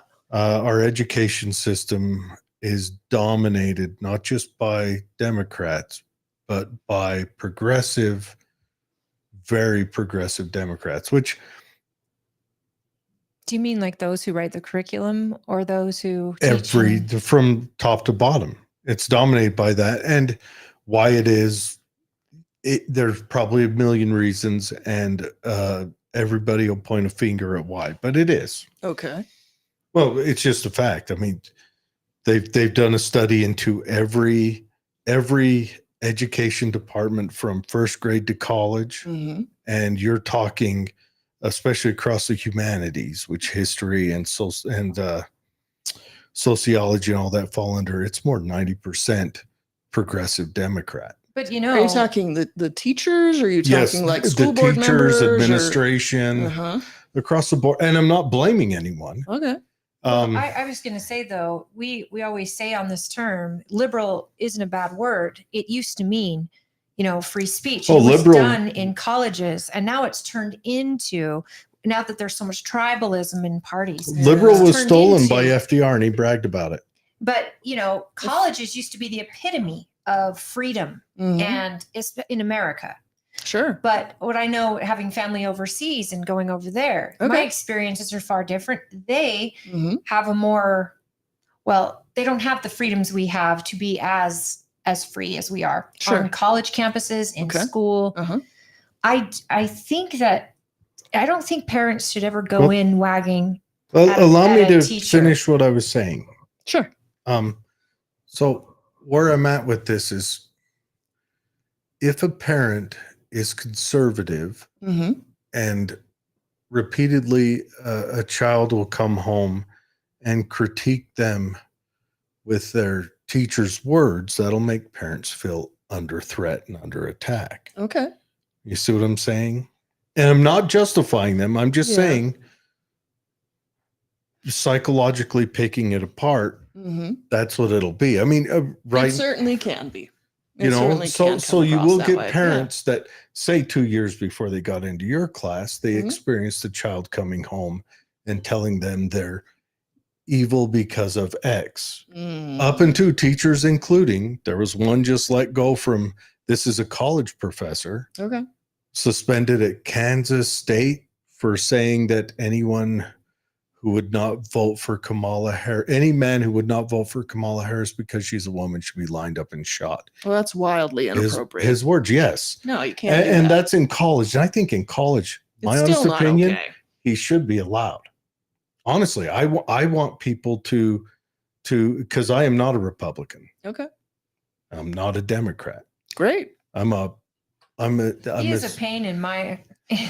no, but you do see this out there. I mean, you see What how it's DEI when they were saying, when the kids were having a problem in Davis County regarding the slavery, and they were talking about Black history and how Mhm. there were some kids coming home saying, I hate that we're white and I hate that I'm a race. We did this to people, and feeling almost like they were victimizers when they were 7 years old. And parents were going, whoa, what are they teaching? And that's where critical race theory got into it. Mhm. And the argument all started here in Utah regarding critical race theory. Okay. You were probably a teacher back then, and you could probably shed some light on whether or not that was even in the high schools, because it was in some elementaries, but it wasn't in my children's elementary. So it shouldn't be, because critical race theory is not part of our standards. So it's not something that we should be teaching. Now, if you were doing, say, like a modern problems class, and that was something that like a 12th grader was dealing with, Right. what are the things that people are arguing about right now? Maybe it would be a discussion topic in that curriculum, but Or in a critical thinking class, or maybe like if we're going to have a debate over what the current issues are, if it's appropriate in that grade level in that course. But critical race theory has never been part of the Utah standards, so it's not something that should have ever been taught anywhere. Now, obviously, slavery is something that is part of our history, and we have to talk about that. But there's ways to do it that are age appropriate and that are, culturally sensitive. When you have a mixed race class, like, you have to handle it with some sensitivity, because people are going to listen very carefully and perhaps not always interpret your words and your meaning to be the same. But, perception is reality, and people make decisions based on what they think they heard and what they think you said. So we all have to be careful with those difficult topics. And that right there would be where a teacher who may be in agreement fully versus just going to follow the standard. Mhm. That's where teachers get a little fly with their I mean, this is the hard part we Look- have. We want teachers to teach the curriculum, Yeah. but we also want them to be themselves because Right. our kids will act, they'll get more. You're a in lot more touch and responsive to a real person. Yeah. Right. Rather than a robot.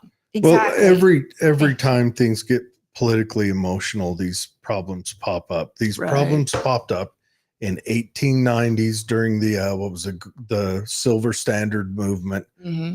Teachers became political because they're people. Yeah, that's They're true. people with their feelings and their desires, and yes, teachers all universally, they all universally follow a path that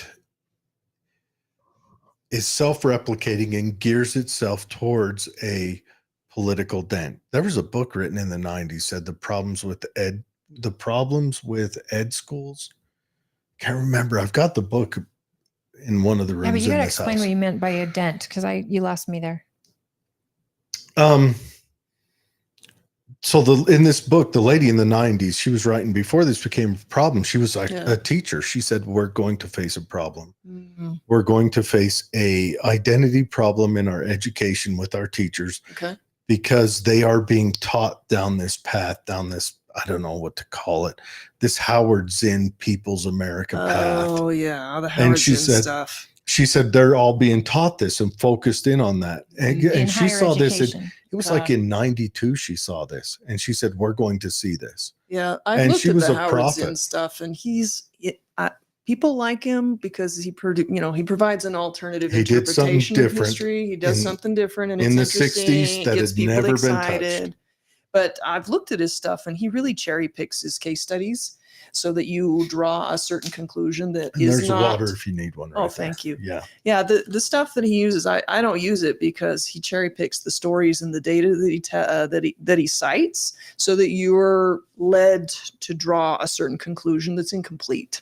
Mhm. Gotcha. Right. It's not to say that this group of people Which didn't is have anyone this with reaction. an agenda does to further their agenda, right? They'll If draw they from have that cherry pick. agenda as the priority, then potentially, yeah. But if you are looking for people who are true public servants who want to make sure that everybody has a voice and everyone is represented, then you're going to get something different. yeah, for People with sure. integrity is who we should be looking for as our leaders Look- across the spectrum. Yeah, That's that what we was- should be From your looking for. lips, People I of hope. character.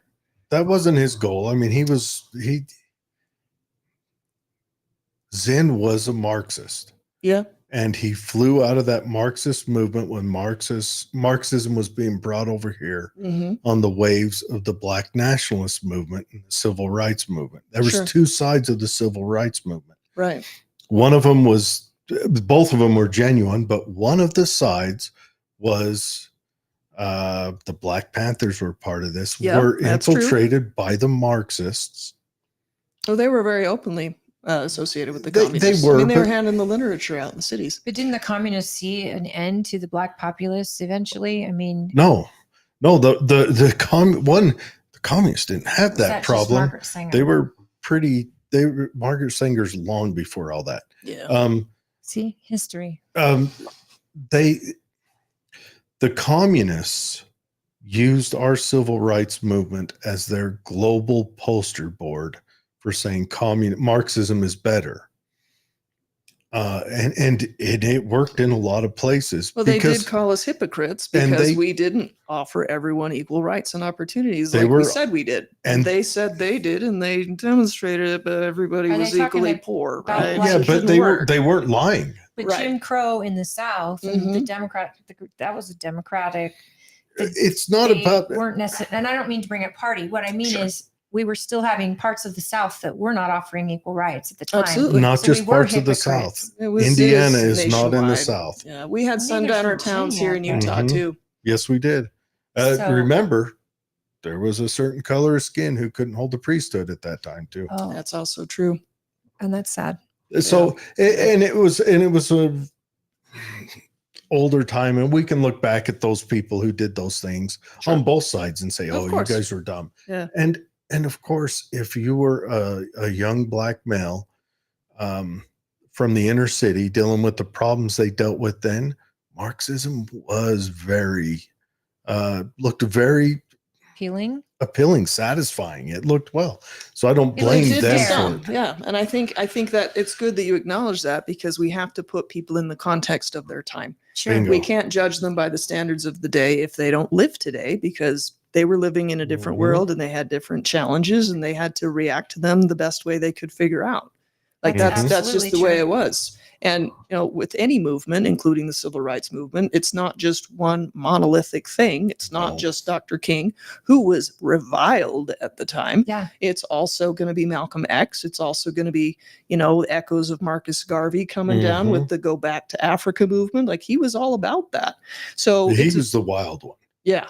Oh, for sure. They like to focus on Malcolm X. Malcolm X is downright easygoing compared to Marcus Garvey. It's true. It's true. So every group and every movement is going to be complicated because it's made of people. And we have Well, and different it's ideas about how to imperfect. solve problems. Well, Absolutely. We are all perfectly imperfect. Religions as well. I mean, Mhm. they're made up of people who Yep. are imperfect. With a role on the school board. And I Okay. think Yeah, let's get into that. Yeah, okay. Your All right. goal, why you're here. What's your goal? people What's your that need to understand the school board, they work together with a group. There's 15 members. 15 members on the school board. Yes. And they're bipartisan. We have both Republicans and Democrats Yep. on there. Mhm. And It is majority Republican, to be fair. But thank yes. you. I am a Republican. Okay. I'm just a little one. But Okay. what I love about the school board is when I'm looking for someone to be on the school board, one, I want someone who can work with people Absolutely. and who can be respectful and helpful Mhm. and knowledgeable. Right. I love the idea of a teacher on the school board, Thank you. because if a teacher, and I think somebody that understands, well, laws essentially, Mhm. because I've noticed through this race, for our race, Okay. leading up to the primary, Yeah. there was a lot of this arguing back and forth, and almost like people were promising, well, I'm going to get pornography out of books, and I'm going to get the critical race theory out of our schools, where that wasn't really I wasn't never really a saw it on the thing. curriculum. Right. All these things that were promised, and yet you don't have the power to do those things. Correct. You have the power to work with legislatures and let them know what you're Mhm. hearing from your schools, Right. districts. Right. And then once legislature puts out those laws, it's your job to create the standards for those districts, but you don't have the power to control their interpretation of those standards all the time. What the school board may put down, one district may not do, or Mhm. another will do it more harshly or something. Okay. So I'm curious, how have you been? As a lieutenant colonel, I'm sure you have to work with all types of folks. Oh, yeah. And how do you see yourself working with legislature and laws and working that way? So just to be clear, first off, the Utah Constitution gives the state school board general supervision and control of schools, not the legislature. In the Constitution, the legislature's job is the maintenance of school. They're supposed to fund the school requirements, and it's supposed to be the state school board that establishes the standards and all of the policies that the local districts then implement. Right now, things are a little bit backwards because the state legislature, gotta love them, they decide in just a couple of months every year, oftentimes, to act as a super board, and in just a couple of months pass over 100 education related bills that then the state school board has to react to and translate into policy that is hopefully workable, but doesn't always make a lot of sense. So there's some things that are backwards right now that we do need to address. We need the legislature to back off. On what, financial or topical? Because I know one of the issues was the pornography in books. Sure. That parents saw as pornography. When read out loud in a county council meeting, the council meeting was stopped. Right. You can't read this out loud. Well, Yeah. why is my child reading this or having access to this in school? Sure. This was a huge issue on the Right. ballot this Mhm. year. It Mhm. still is a huge issue. But I believe our legislature did take some measures this last session to eliminate that. Now, I'm not sure. I don't want it.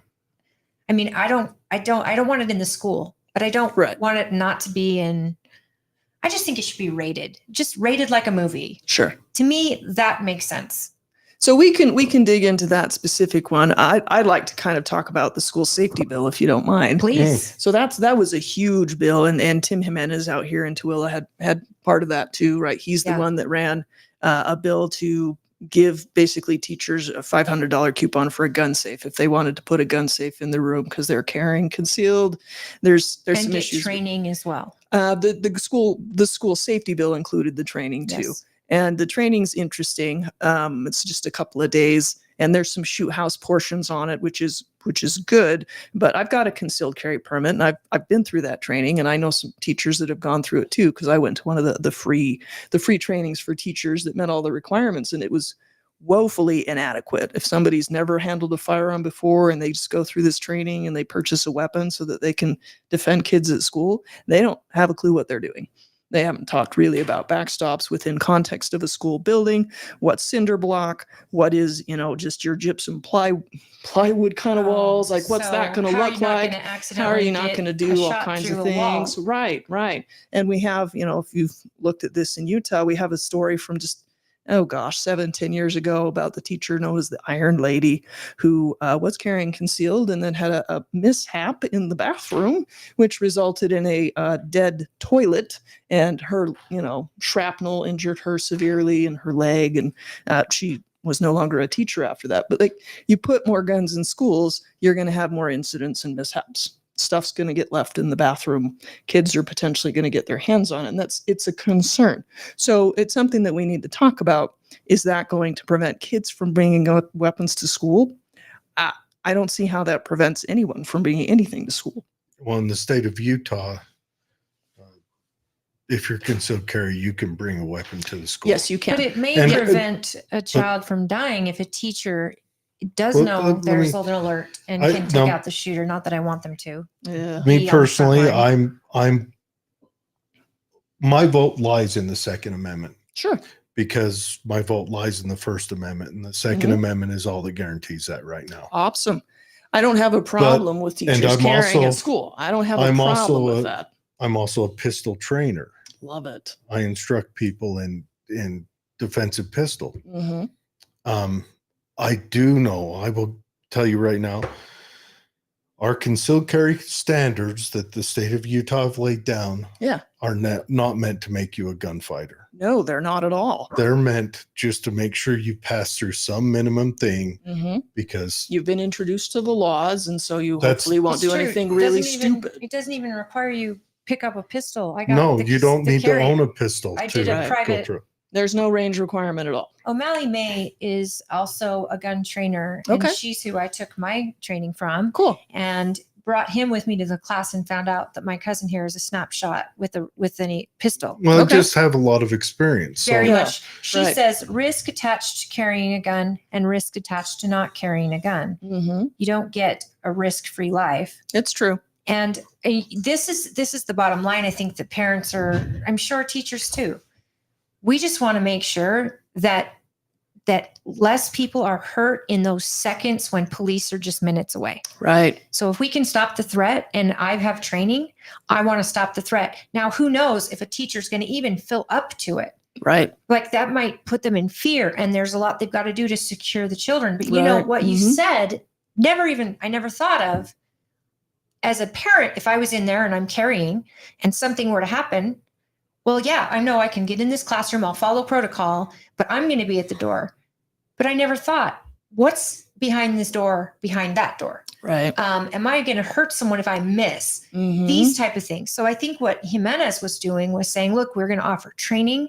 I know these guys have trained a few teachers here from our Good. county. That's great. The training they offer is intense. Good. That's It's what it needs intense. to be. If we're going to do this, we need to do it right. And maybe that's what we need then. Maybe it's a happy medium where we say, look, we don't need to get teachers terrified thinking they got to become cops overnight. But for any teacher interested, there's a lot that goes into potentially protecting a school. Yeah, for sure. So you need intense training, and you need multiple days, Mhm. and you need different teachers, and you need different, geez, how great would it be to have a school you could actually practice in and see what bullet velocity does through certain walls. I mean, Yeah. I think those things people don't think about. It's true. So the school guardian portion actually is not a lot, like the school guardian that's supposed to be effective this coming fall, not this year, but this coming fall, it actually cannot be a teacher and cannot be an administrator. because the teachers, our job is to stay with our students. Right. Right. We're not going to be Rambo and go running down the hall chasing somebody down. At Hunter, where I work, we do have 2 school resource officers on campus already. And honestly, like if they come running down the hall and I have a gun out on a kid, like it's not going to end well for me. So that's something to think about too, right? So the concern then is, okay, if you're in an elementary school in a small town like Wendover, who is left in the building that's there full time, that's not a teacher or an administrator? Your options at that point are basically the custodian and the school secretary. And if they don't volunteer to do it, which they don't have to because it's No. supposed to be voluntary, then the school district has to find someone to do it, which means they're going to have to hire additional school security as staff. And okay, if that's what we want to do, great, but that's going to cost money that doesn't go into paying for other things. What about volunteers? People that are veterans or retired law enforcement willing to volunteer their time to be a guardian at the school. Do They have to be there full insured? How do time. you guarantee the full time? Right. They have to be there full I'm time. sure there has That's to the be an requirement. insurance policy attached to them. as Oh, well. absolutely. I'm just this school shooting problem is, I ponder it. Is this snake eating its tail? What do we have going on here?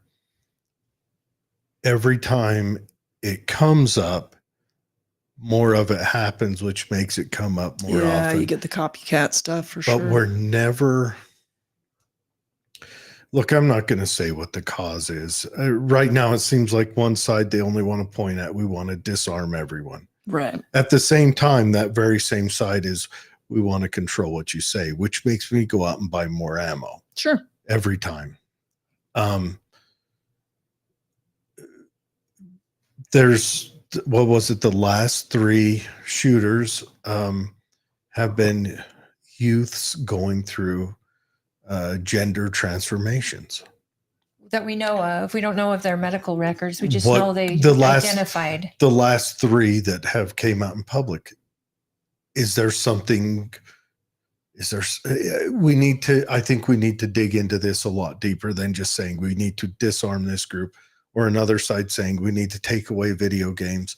We need to really dig in.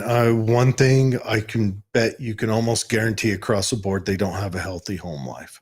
Yeah, And that's pretty common. We haven't figured out, and that's the same thing as a teacher. You probably notice all your students that fall behind don't have a healthy home life. That's probably universally applicable to everything in life. If they did, there would be so much more parent involvement in schools. There would be so much more parent involvement and support, I think, towards teachers. Well, to be fair, right? There are some parents that make poor choices and cause chaos, but there's also situations where you've got single parent homes for reasons that make sense. Yes. And things are tough right now, so they're working 2 and 3 jobs, so they maybe aren't home.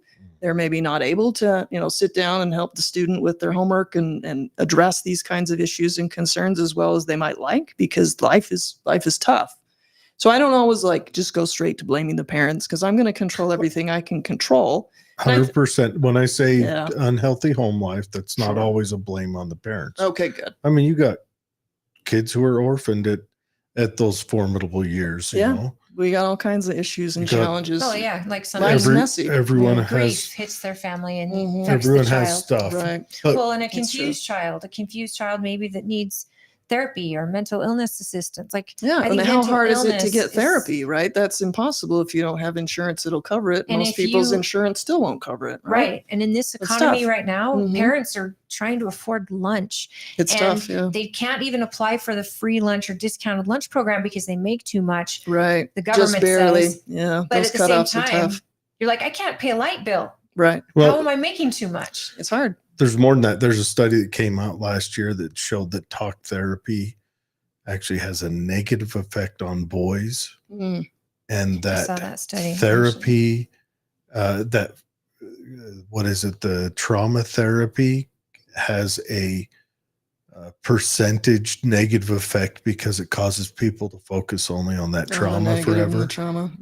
But there are So, people's but- brains are built different. I'm sure It's you are true. one of these people that you come, and I could be wrong, but you take me as someone who most likely goes through tough stuff, but then you get through it and then you learn from it, and then you're like, I'm victorious. Like, you're not a victim of anything. Oh no, absolutely See, not. and that's a Nothing is mindset. wasted. You can always learn even from the hard times. And that's when you learn the most, in my opinion, in my See, experience, right? I'm the same. And this is what, and my friend that he knows is a therapist. And when I talked about this talk therapy study that we just went over in one of our shows, she went through and she's like, I can't believe how much sense this makes. Why would I sit here and make someone relive their trauma over and over when I should be helping them change their mindset of the trauma? You did nothing wrong here. Right. Here's what we learned. And if you feel the need to take a weapons class or a self-defense class to empower yourself, or write a book or do something different, or, Yeah, there's lots of different ways to cope, but men tended to in this it's study. differently. It's different. Yeah. Yeah. And I think they did it a lot with some returning veterans Okay. who they were talking, get this trauma out of my head. And they had to change the mindset of the veteran. You know what? You're going to come out of this victorious. You've got to go through the shit, and then you're going to come out victorious. And then you're going to look back on that as it was happened to someone else. And here's what I learned. And here's how I'm going to help people. And then you move forward and you help other people because you've been there and you understand. Yeah. With the school shootings and the gun violence, I think it's fair to say that one size fits all never fit anybody very well. So I don't think that, banning guns is going to solve anything. I don't think that controlling everybody is going to solve anything, because none of that works, right? It doesn't work. We live in a free society. But there are things that we could be doing right now that we're not doing because people aren't thinking about it. It's like this, it has to be absolutely one thing or another, and then nobody can ever agree. So we just keep experiencing the same thing over and over again, right? It doesn't need to be that way. There's and we're another throwing way. money at it, regardless if we agree or not. Yeah, And well, we're going to spend a lot of so money on school expensive. security staff. And Yeah. we've seen, like, even with the incident in Georgia a couple of weeks ago, they had school resource officers in the building. It didn't prevent the incident. Now, did it stop it? Yeah. And they were able to disarm the student and take him into custody. And okay, great. So we're going to move on and wait for the next one. But, like, why aren't we, as schools, having conversations with the community about the importance of safe storage? It's not mandated. It's not a state law. Nobody's going to come and inspect your house and look for a safe. But why aren't we just having the conversation saying, hey, like, this horrible thing just happened in Lehigh a few weeks ago where a kid in the car by himself got his hands on a loaded weapon and shot himself. Yeah. Like, that didn't need to happen. Why was a child left in the car with a loaded weapon? And Well, how many sure parents have guns at home that their children have access to. But Yeah. as a mom, I think about my kid is a teenager, and is he going to go through some stuff that he might think is as an option, as an out? Yeah. That would terrify me. Right. Locking my guns up is important, but then as a Right. gun owner, Mm-hmm. I need something quick and fast and accessible in Sure. the event that something happens in my home quickly. Right. So, And that's where, the safes with the fingerprint access are a lot better than they ever have been. I've seen some cool ones. Right. And so, even ones with the quick keypad entry, you can get into it really quick, and your kids can't or would have a harder time. Right. And if you're not concerned about an incident because you don't live in a community where this is common, then you do your risk reward. Like you assess your own risk and the risks of, carrying a loaded weapon or leaving it unsecured in a bedroom, because we've seen that happen a couple of times within the last year or two, where kids just found it and didn't know that it wasn't a toy, and horrible things happen that didn't need to. If you're that concerned about something horrible happening, this is just my opinion, not a law, not a policy, but if you're really that concerned, you probably should be carrying the weapon. Yeah. Not definitely. leaving it unsecured. But that's me, right? That's me. I know law enforcement has standards about storing weapons at home. I know the military has very strict standards. And on a lot of bases, you're not even allowed to have your own personal weapon. You have to That's store it in the armory That's because crazy to we me. take it so bases. seriously. Yeah. But is that most because there's places. families in the bases? And ranks? Yeah. It depends on your rank Yeah. as well. Because Yeah, we yeah. saw some terrible tragedy happen in Texas in a base, right? And we have all our military unable to defend themselves against this gunman. Yeah. And that's insane to me. It is. It is. So But- like I don't- risk reward, right? Yeah. As You a evaluate former risk reward. private, I tend to kind of agree.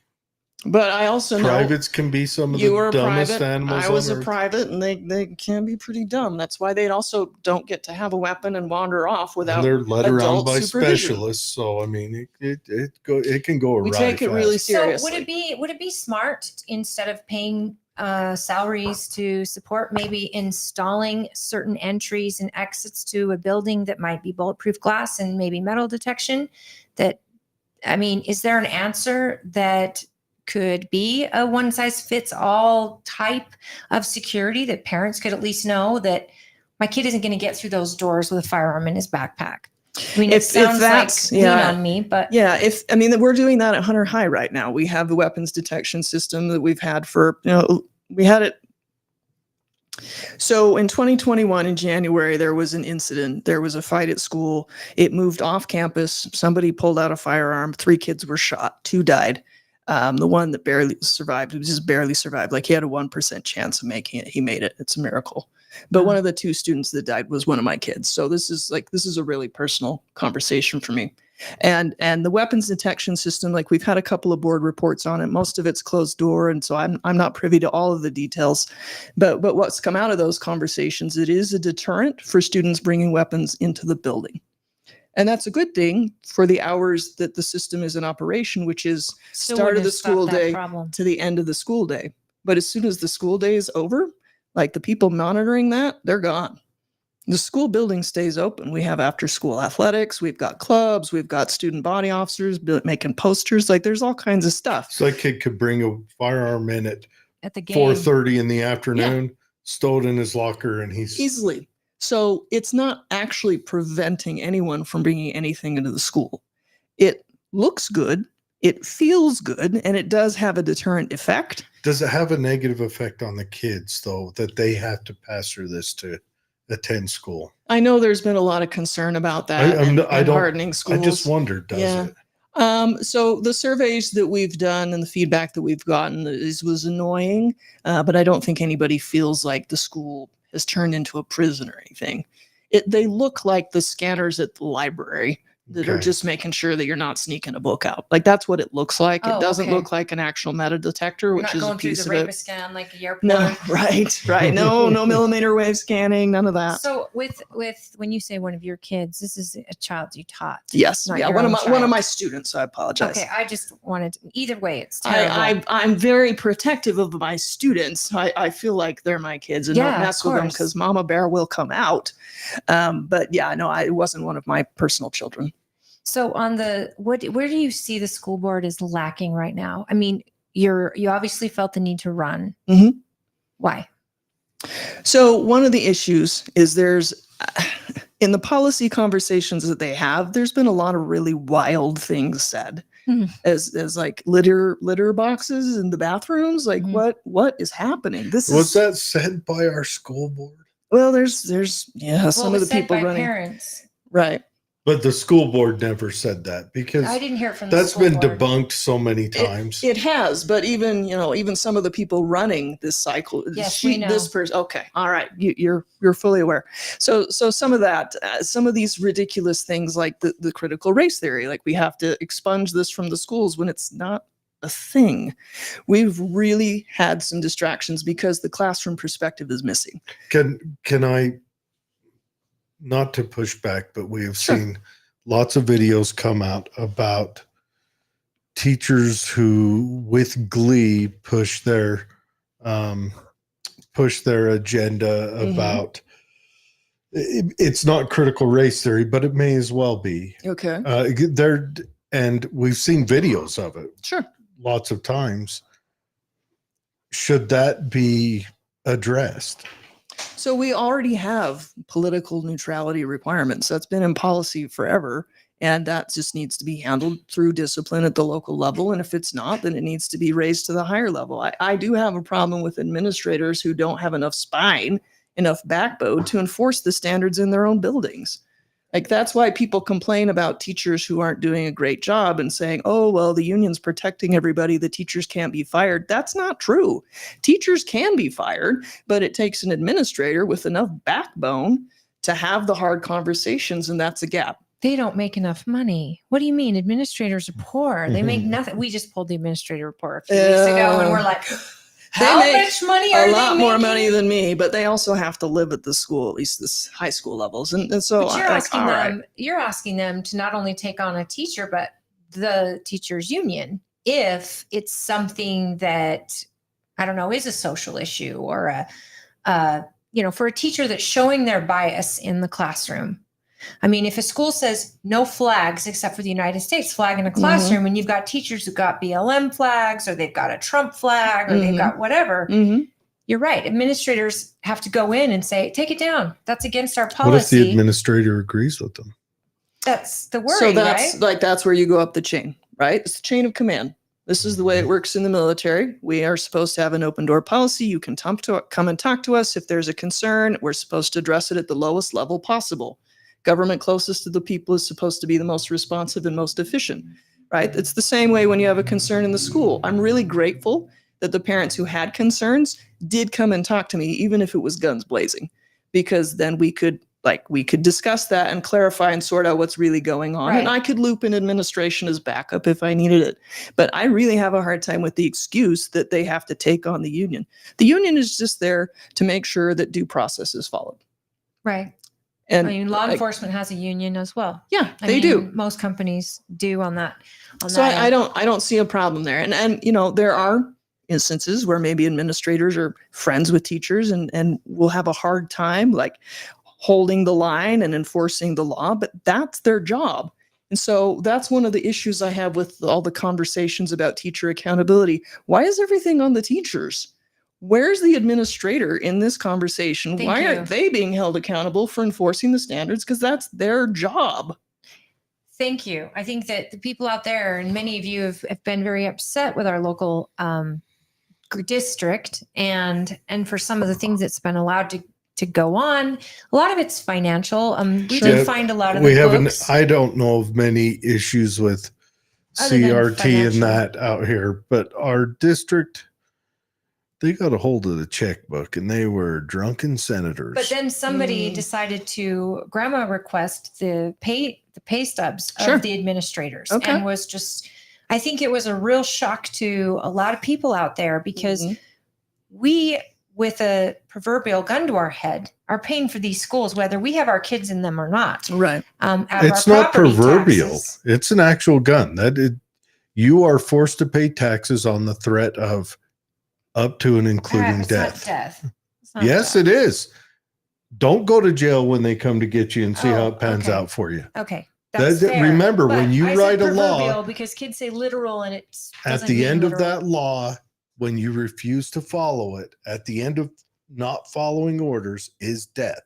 When you write a law, you better drink that in, lawmakers. That's true, because you get the person who doesn't want to comply, and that puts cops at risk and them at risk as well. Anyways, so with such a huge problem that happened, it was found by our auditors, which are elected. Our Right. county auditor found it, brought it to our county council. Okay. School board gets involved, school district, excuse me. Now, it's a school district that I pay into. My kids were both at charter at the same Okay. time. At this time, a lot of people homeschool in this area. Yeah. A lot. And they don't do it because they just think teachers disagree with them. They do it because they feel like their child is getting a lousy education in public school. Yeah. And I want to take it not just to the administrators. I want it to go all the way to the top. I want it to go to the colleges who are teaching the teachers that are going to be here and teaching our students. Right. And I want to take it right to who's writing the curriculum, or where's our school board getting this curriculum? How deep into it are they going?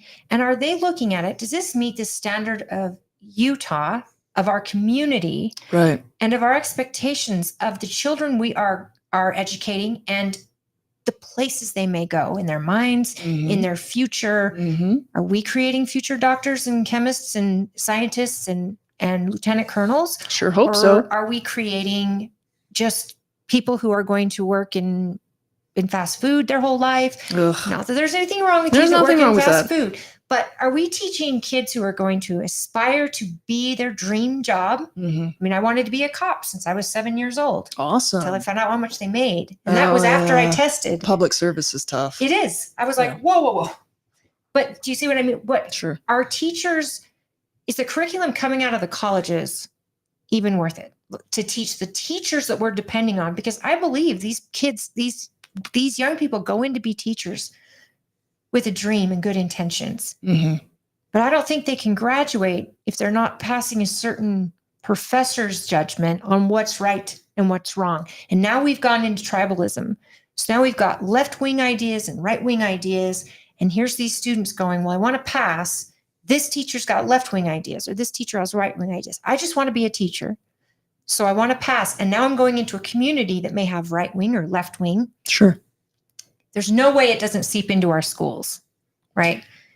Where is this curriculum coming from? Is it the school board that decides it? And if they do, how deep do you go into it to know, is it right for Twilla County? Is it a one size fits all for Utah? Is Planned Parenthood the people that are teaching the health class, or the curriculum's coming, because it was for a while, Mhm. from Planned Parenthood? Okay. And why would the state of Utah lock arms and pay a private entity like that when it doesn't agree with Utah values per Right. se? So we would love it to be as local as possible, Sure. but that's why people homeschool, because that's a It's a concern. very local. It's concern. Yeah. So you bring up a couple of things as far as college preparation, like the people who are choosing to become educators, the numbers have dropped dramatically. So colleges are not producing enough teachers to replace the folks who are retiring. They're just not. That's good because That's people aren't interesting. having enough kids to need them. Well, that's fair too. As far as the timing, all of that, we've got some gaps. We've got some issues. If you look at teacher preparation programs, they used to be really competitive. They're not. They're not competitive anymore. They'll basically take anybody who wants to be a teacher because there's just not the demand for it in the colleges. That's like law enforcement as well. They're So having low rates of testing in law. yeah. Police So academy you entries. get who you get. It's not as competitive as it used to be because I mean this is a historical fact. It used to be that women had very few career options.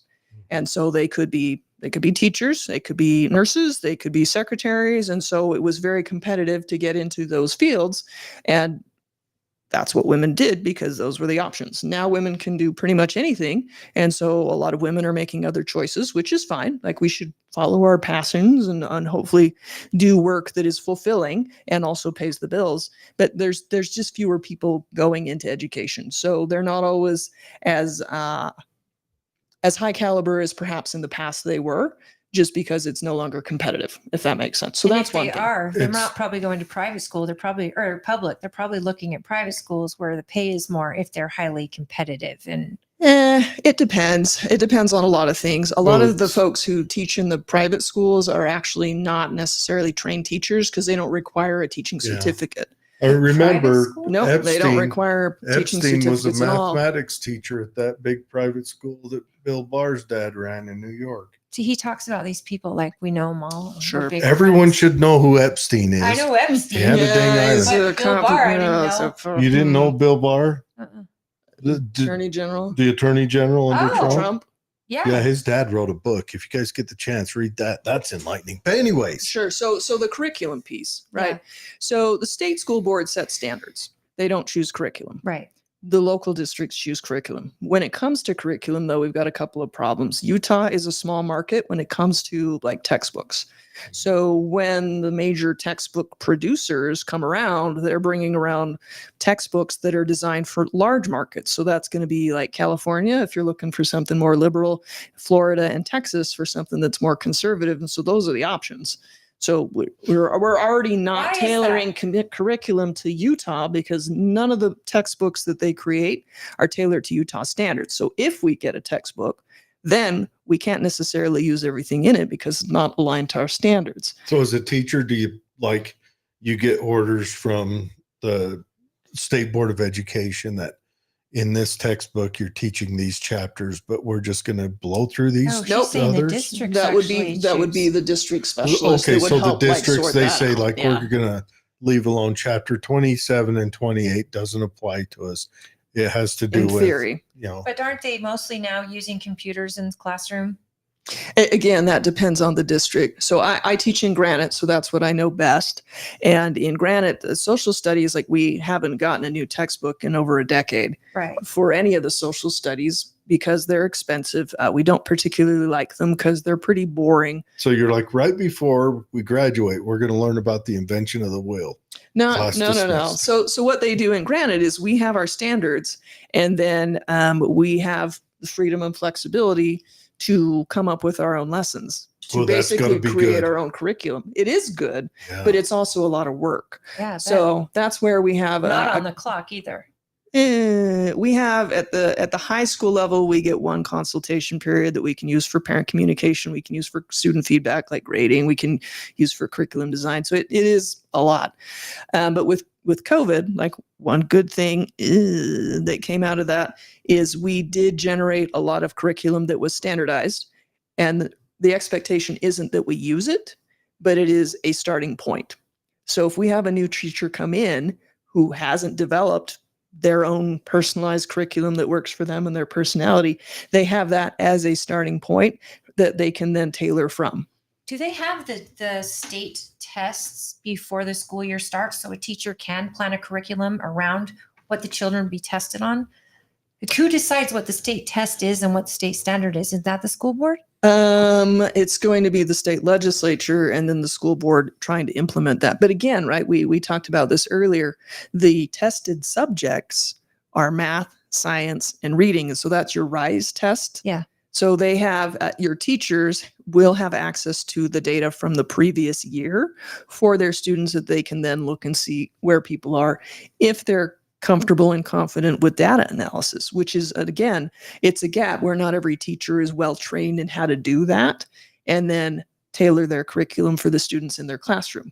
But that's one of the things that going through the board certification process, which I'm board certified as a teacher, really, really gets you to look hard at the students in your classroom so that when you're teaching, it's not you're teaching the curriculum. Obviously, we use the curriculum to teach the students in our room, wherever they are, and then get them to where they need to be. And that changes from year to year. Right. So there's a lot that goes into teaching and teaching well. And part of it is experience, which you get from being in the classroom.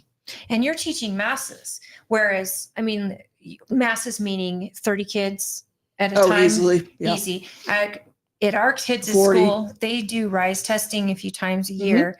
The data then comes out, and our children are moved right after. They stay within the grade, Okay. but like my daughter was moved up 3 grades out of vocabulary into a different class because she had tested out of vocabulary, Oh, and they interesting. realized to put her in Spanish. Mhm.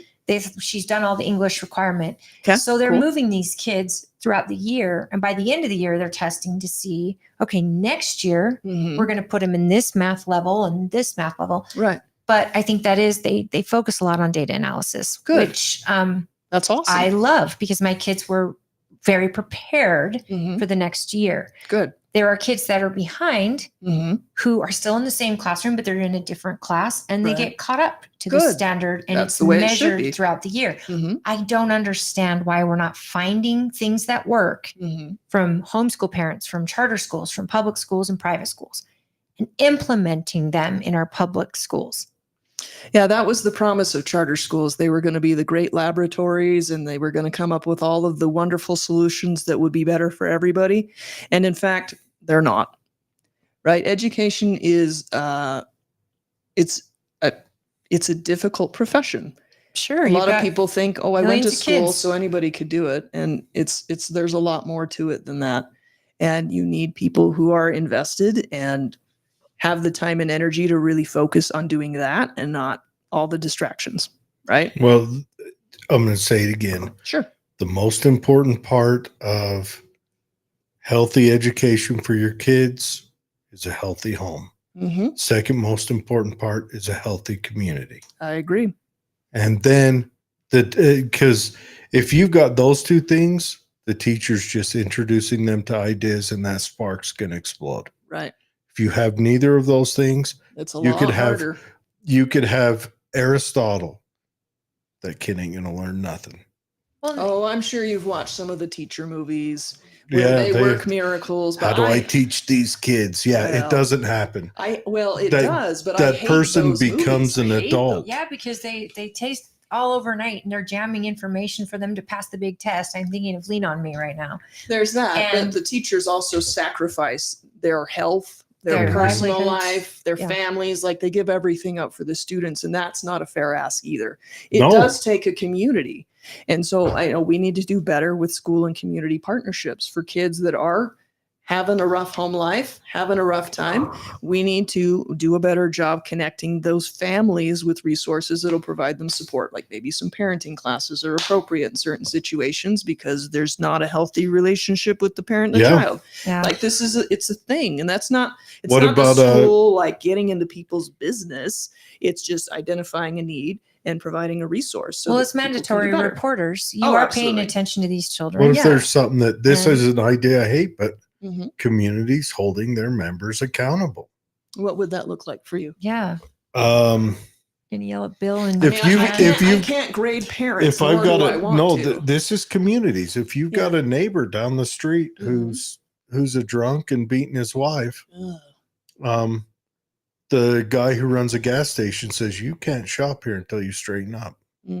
I don't know how you want that feels like a slippery slope. Sure of does, neighbor doesn't it? babysitting neighbor, Yeah. I said it was something I don't like, and it but could be Right. turned against you. Right. But then again, how do you right now, again, polarizing. With the Mhm. election, everything is polarizing, and people are worried about social justice issues creeping into their classroom. Okay. Things that our kids are getting taught at too young an age. Mhm. They shouldn't know my sexual desires no different than any other teacher that's teaching. Sex should be off the table when you're in 5th grade, 4th grade, 2nd grade. Sure.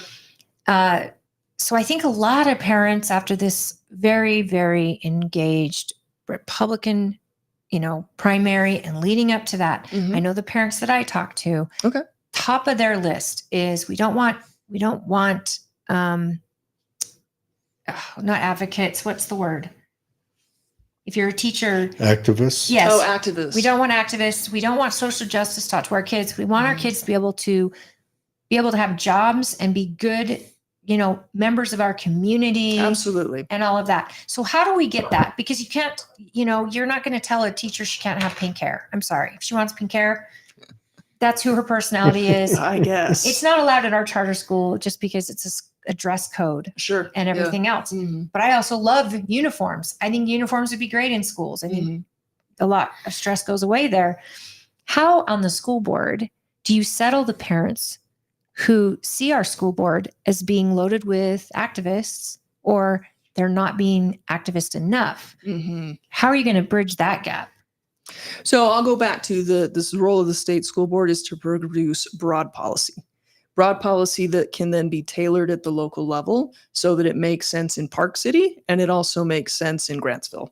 Like, we can't micromanage the policy and make it fit both places, if that makes sense. Yeah. That's not our job. That's not our role. We create the broad policy and then it's tailored. So there needs to be room within the policy for the tailoring at the local level.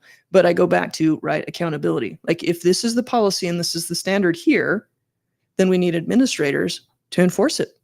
Right. Like, it doesn't have to be difficult if you are consistent with enforcing the standards. People understand what they are. They're not guessing because they don't know if it's going to be applied to this person on this day or whatever. Or when administrators change out, the rules are going to change. That's not acceptable. It's just not. So as far as the activist stuff, I go back to what's age appropriate, what's content appropriate.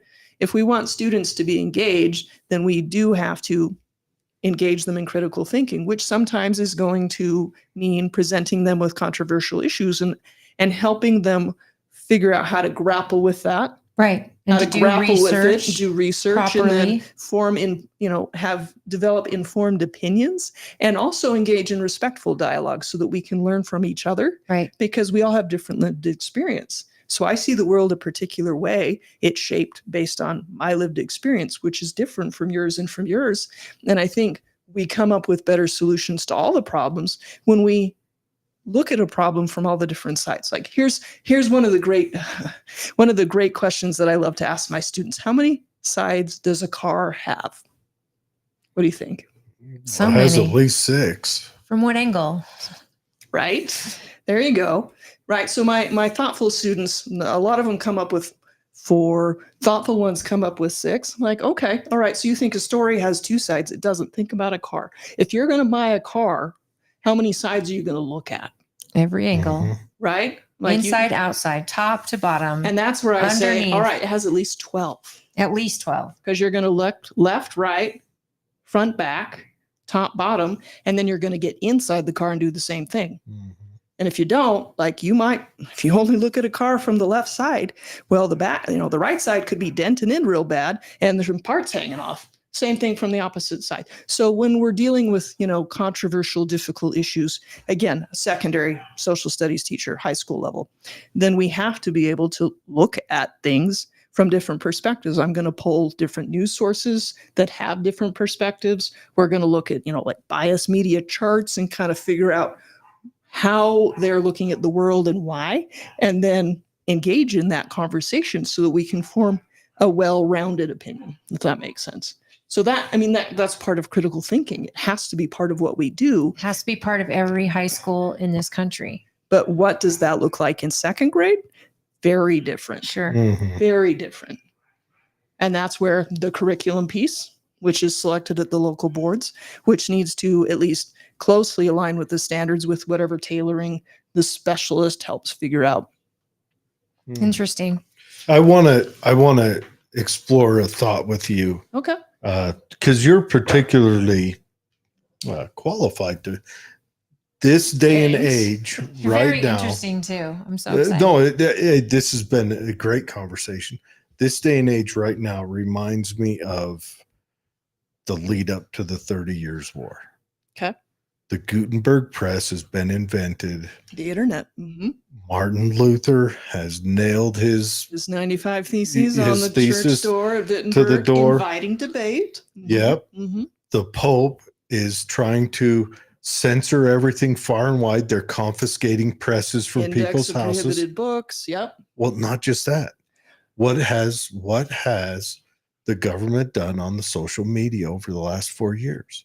Mm. Yeah, social media and YouTube. That's and the big one. internet. That's the government doing exactly what the papacy did. Mm-hmm. They're going house to house. They're trying to restrict you from communicating. They're trying to say you can only communicate in Latin.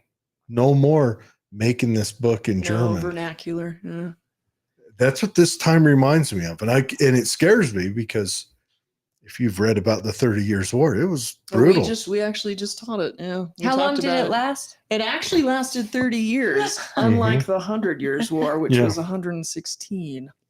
Yeah. Crazy. Yeah. But it was a brutal one. I mean, Oh, it was horrible. it was especially within brigands. the They Roman hired Empire. armies Yeah. Mhm. Do you just to feel go it? around the countryside to destroy civilians. Do you feel the contention? I mean, this is where a lot of people are, right and left. They both feel helpless against a government that has gotten too big for its britches.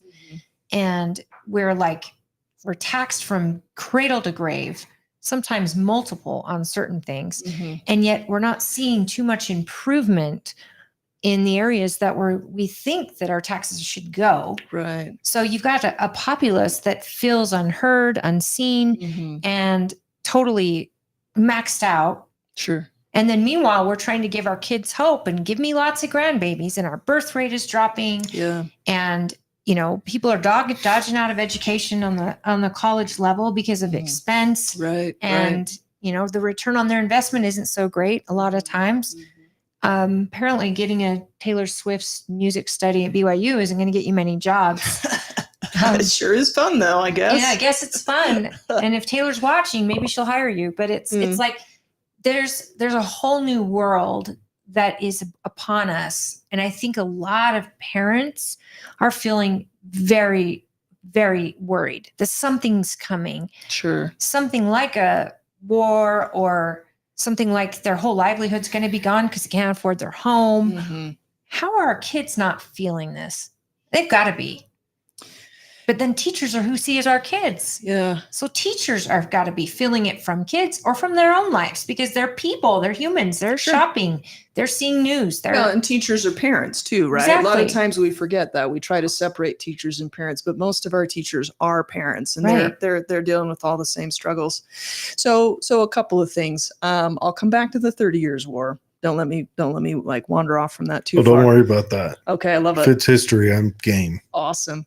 One of the frustrating things that I see is our graduation requirements, which is something that the state school board sets. And I'm all about college readiness, but one of the mistakes we've made, in my opinion, is having graduation requirement. There's too many graduation requirements that are college track. And we're saying now that it's okay if you don't go to a 4-year university, 2 years is fine. Or if you want to do a trade school, that counts. That's cool. But we haven't adjusted graduation requirements to really facilitate those pathways. And there are a lot of students who don't really want to go to college right. or are concerned about the cost. And we should be providing options and pathways with graduation requirements supporting it, and course offerings supporting pathways into the skilled trades. Yes, we have auto shop in the schools, and that's great. A lot of schools have wood shop, which is great. But why aren't we offering a math class that counts as a graduation requirement that's math for the trades? Mm. Where Like a kid- software engineer or like code writing or Sure, why wouldn't that count for a math class? it absolutely or would. why couldn't it be a math for the trades that would then dovetail with a woodshop class so Mhm. they can do the math and then go to woodshop and do the math so it's hands-on? Engineering. Yeah. Counts for a Well, graduation dealing with a requirement. measuring tape. And then like they're seeing the application immediately for our concrete thinkers who aren't really Architectural. who aren't really going to be the folks that want to go to college but She keeps would. calling out our college courses next to me. But I'm saying thinking these are contractors. These are doers, but why aren't they considered math classes? Well, and that again, Does that's it- what I is it- see. We could need it to be make just some it doesn't fill adjustments. enough time to make a class out of it? I'm sure that we could make a class out of I it. mean, you could stretch it out. I mean, dealing with wood shop, I would have a part of wood shop Wood apply shop would towards include geometry. It would include trigonometry. fractions. It would include all the fractions they should learn in elementary school, but we have to reteach that's it for sure. application of It is, fractions. absolutely. And at fractions and angles and all the things that would be all of the advanced coursework. So we could do that math for the trades and then go do the math with the trade that starts preparing them for going into an apprenticeship through Yeah. like the carpenter's unit, But I could or see do it something even- with the electricians so that they can go and become, a apprentice electrician where they get into a paid status where you're earning while you're learning. And that also starts to fill some of those gaps that we have in the skilled trades, which connects to our housing shortage. We don't have enough skilled trades people. And part of it is because the kids in the schools who sometimes tell me, Ms. Gatrell, I'm going to drop out and go work construction with my uncle. I hate school. I'm not going to college.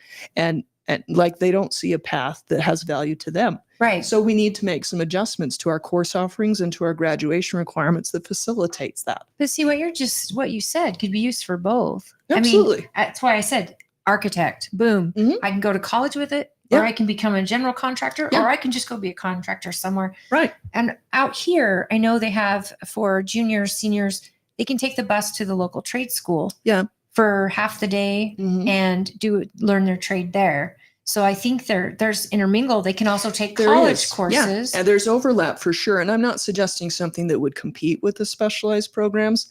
I'm talking about expanding offerings for students who don't necessarily have the grades to get into the specialized I see. programs. Because that's a problem with our Granite Technical Institute too. In order to get into those specialized programs, you have to already have good grades. You have to be a good student. And if you're not, you don't have access to that. So it's the kids That's that need interesting. it the most can't. We don't allow them a pathway. Yeah. that's And we need to Brilliant, fix that. actually. That's It's so simple and obvious. And nobody's talking about it, but I'm in the classroom having the conversations. Yeah. So I see this. I'm like, why aren't we doing this? Why aren't we strengthening school and community partnerships Mhm. so that we can connect families with resources? My Right. school has a social worker who does a lot of that work, which is great. We see a concern. We send the student name to the student support team. They discuss it. They figure out what they need to do. And then they help provide those resources, make those connections. Yeah, Mongo could sure use a welding class. Mongo's not going to graduate. Well, that's something we saw was leaving high schools at a rapid speed. Wood shop and Yeah, motor- those got- motor- a lot of them got They kept auto mechanics is kept around mostly, but a lot of wood shops left. Ag mechanics has kind of gone away, and that might have been. I know everyone blames Obama for that, but that also might have been. It could have been no child a left lack behind of with Bush, where we have to Yes. emphasize. We've got to emphasize math, science, English, the tested And it subjects, could have and been- Could have everything been a else state. gets cut. It could It have been, could have been a funding lack of It's also teacher funding availability. and teacher availability. I mean, right? Terrell Hunsaker's one of a kind, and he Mhm. should have retired 100 years before he did. But that goes back to we're not creating the people in the trades that could then step into that role and have a good career working in the school where they Yep. would be able to support themselves and their families and not make 3 times as much in the civilian It's tough. sector. So It's killing challenging. it. And It's we challenging, really, yeah. we need our kids. Like my daughter wants to be a veterinarian since Okay. the time she was born. So Cool. we're talking college path for her, and Mhm. that's Great. fine. My son still doesn't know. Want to be a computer programmer. Sure. Wanted to be this and that. But I'm like, we have to take advantage of everything. Mhm. Learn. He's great at math and science, things like that. But I'm Right. thinking, what if you decide, if you're not going to work with computers, because I think we're going by way of computers in the future. That's without a doubt. They're absolutely That's going to gonna be- supplement every career field. Yes. So let's go into computers, be an electrician, be a welder, be a plumber. Mm-hmm. These are jobs you can have, and you can have a great life. Absolutely. You can build a business. So Mhm. learn Yep. business development in high school. Yeah. I mean, I took that class. Awesome. These pathways, you're right. We need to be able to, again, follow the child, not the group, because that's what our charter does. It Mhm. follows the child based on what they're learning or and puts them in that level. Yeah. The district should be following the child. And if you do have a kid that maybe is a C student, but has a high interest in learning to be an electrician, create a standard that you have to attend this many hours, unpaid, whatever you're Sure. learning. Internship, work release, call it what you want. Yeah. Yeah. Yeah, work release used to be a big thing Mhm. when I was in high school. Is it still a thing? It is still a thing. It's there. It's It not does as exist. It's But they could there's be- not as much of it. They don't like it used to be. They'd cut you loose half a day, Mhm.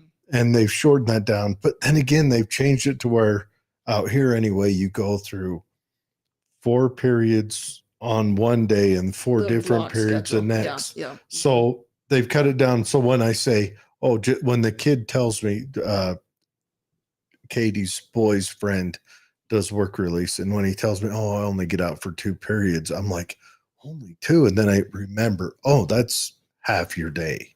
It is half the day, but then again, you also have to remember the graduation requirements. There's so many. But he has, Yeah. like you don't have time to do. well, very he much of also that. has his grades. I mean, that's one Mhm. thing. If Yeah. to get work release, the kid runs good grades. And so he's on track. So Good. they say, Yeah.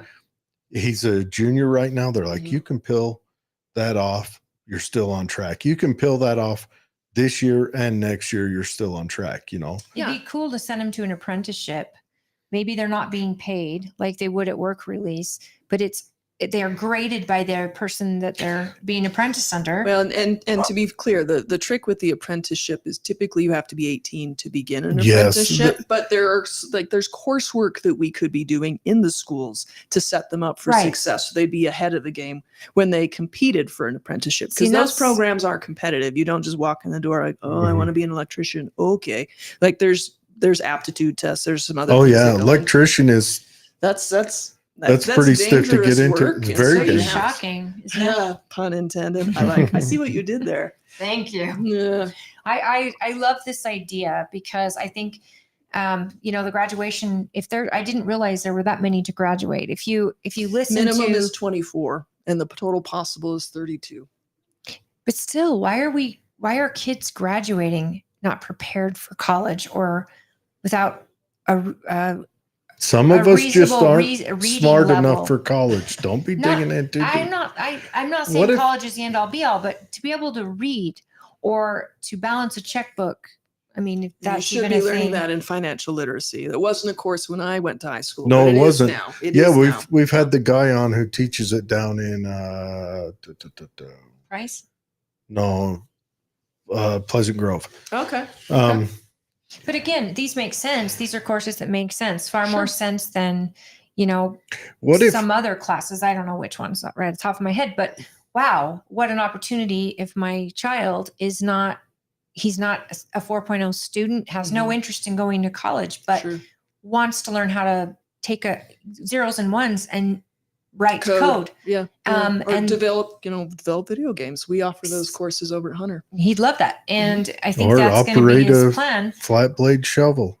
I want him to learn to fly a Joan and then go to the Air Force right out of high school and then be whatever. I mean, I'd love for him to not see battle on the ground, but maybe over a drone. I'd love him to serve. Yeah, but wars in the future, they're drone. Like if you look what's happening in Ukraine and the advances being made with drone technology, wars are never going to be the same. It's pretty incredible. Yeah, we're going to have to touch base on that We'll one circle in the back to future. that. No, I'm not talking- saying it because I have a feeling in our lifetimes we're going to see the first battlefield where robots that's what we are were the talking dominant. about before you got before here. I got here. Yeah, but I want to circle back to this The 30 years war. There we go. Yeah. So you ask if I see it, if I feel it. I see it. Do I personally feel it?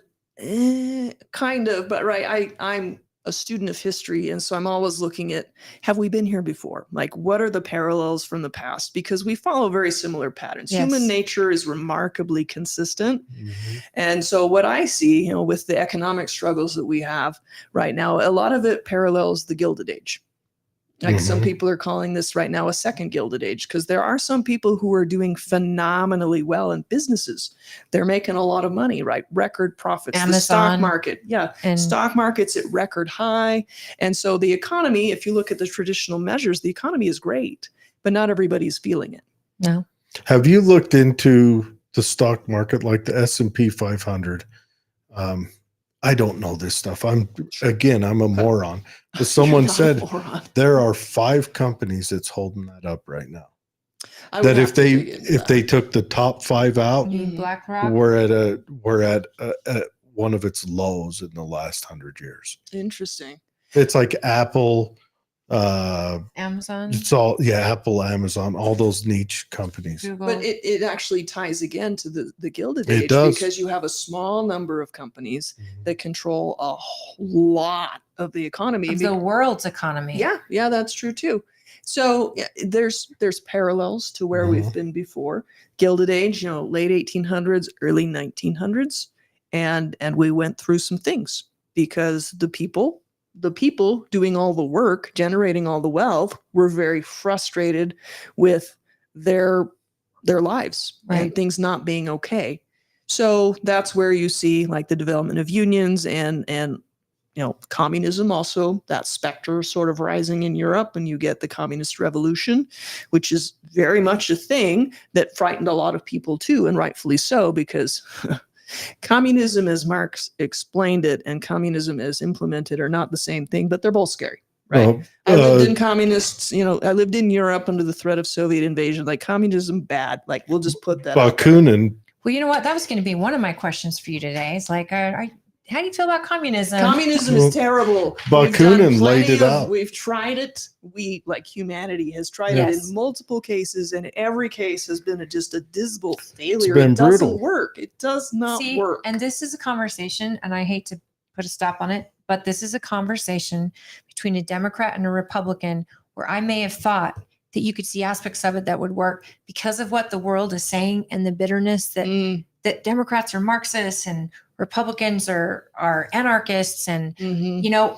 this is what a dialogue looks like, Absolutely. and we can agree. Absolutely. Communism's never worked Mm-mm. in any sense or way, and we are an Well, it depends on the experiment. goal. Okay. If your that's name's fair. Berea, communism was great because you're a sociopath that wanted to pull teeth out of generals. So it didn't work for the mass of the people. No, it did not. Right. It Well, did- in that sense, it have you just ever doesn't heard of work. Bakunin? Probably, but give me context. Well, he was a communist contemporary of Marx, and he wrote Marx. He says, your plan is not going to work. This is not how it works. Well, it doesn't work. And The it people doesn't. don't just naturally gain social communism, like consciousness, and rise up and overthrow. Like it just doesn't work that You way. You don't doesn't because they're sociopaths.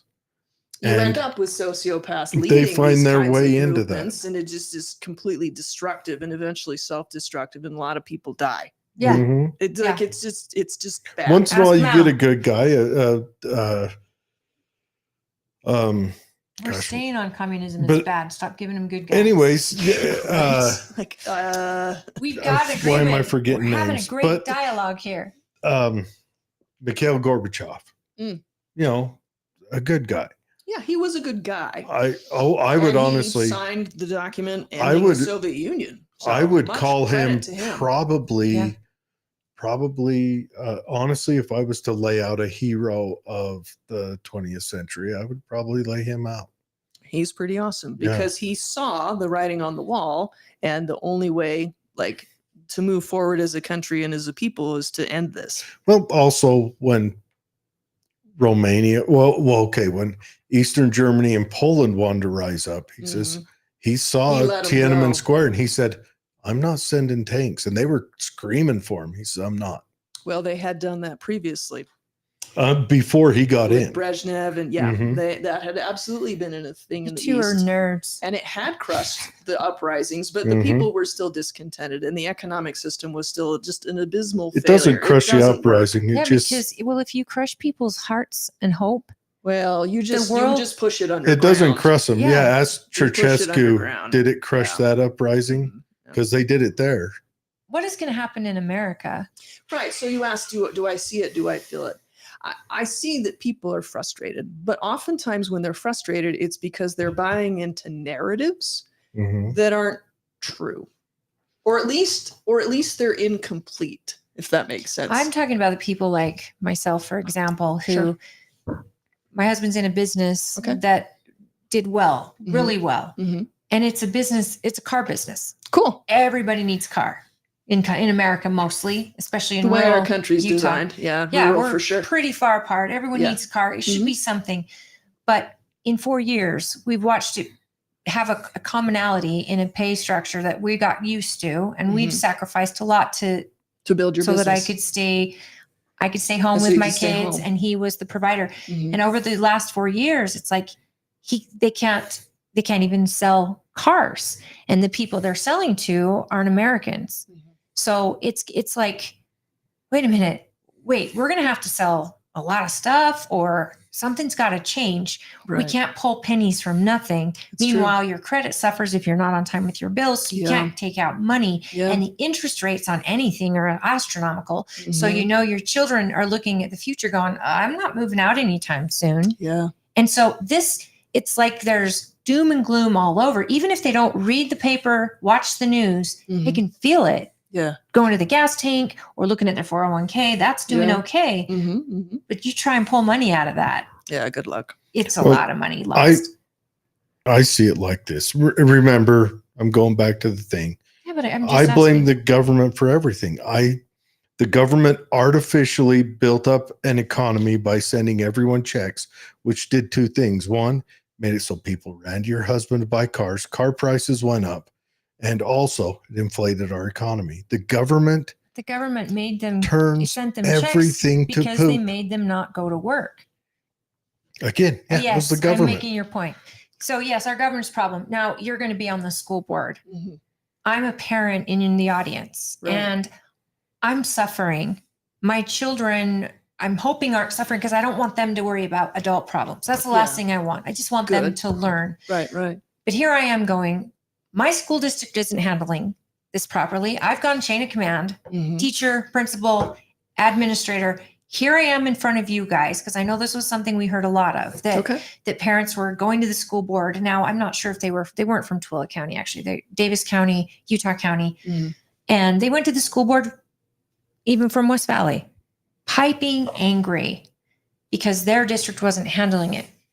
I mean, what do you see happening in this country? And then how do you see your position and how you can maybe help ease some parents' mind? Or what do? Do you call an administrator in and have a talk with them? Does the school board do that? Do they punish administrators? So the school board doesn't, but there is a professional practices committee that can. And as far as the school board level in discipline, we can suspend licenses and we can revoke licenses. That's pretty much all the punishment power that we have. So is the the committee you're talking about, are they a paid bureaucrat committee? Are they a volunteer committee? They made up of It's citizens? school board members and then Okay. also state school board staff.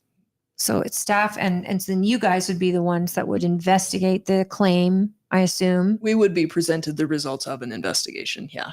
And then we would make a decision based on the results of the investigation, what the appropriate response would be in terms of licensure, because that's what the state school board would control, is the license. We grant the licenses, and so we have that power. To individuals, Yes. like the Like a bar, teacher. for example, or a Or- lawyer.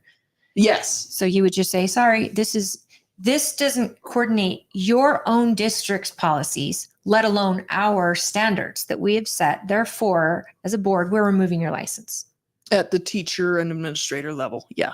So there That's is pretty- an option for That's parents. pretty serious. Right. That'd have It to has be pretty serious. astronomical. Yeah. Because we've And seen you probably don't want that as your first recourse to any complaint, no. because Now, you can't obviously, afford to if lose some- teachers. chain of command. I mean, It unless the should be chain of teacher's, command, like yeah. a Grantsville football coach, but we don't need to go into Hey, that. Their team is doing really well. I don't, if you're referring to a specific incident, I need to. read Oh, up on they that. had like 3 football coaches in a row that liked cheerleaders too much. Oh God. Okay. Yeah. No, they should never teach again. If that's No, the thing. no, Nope.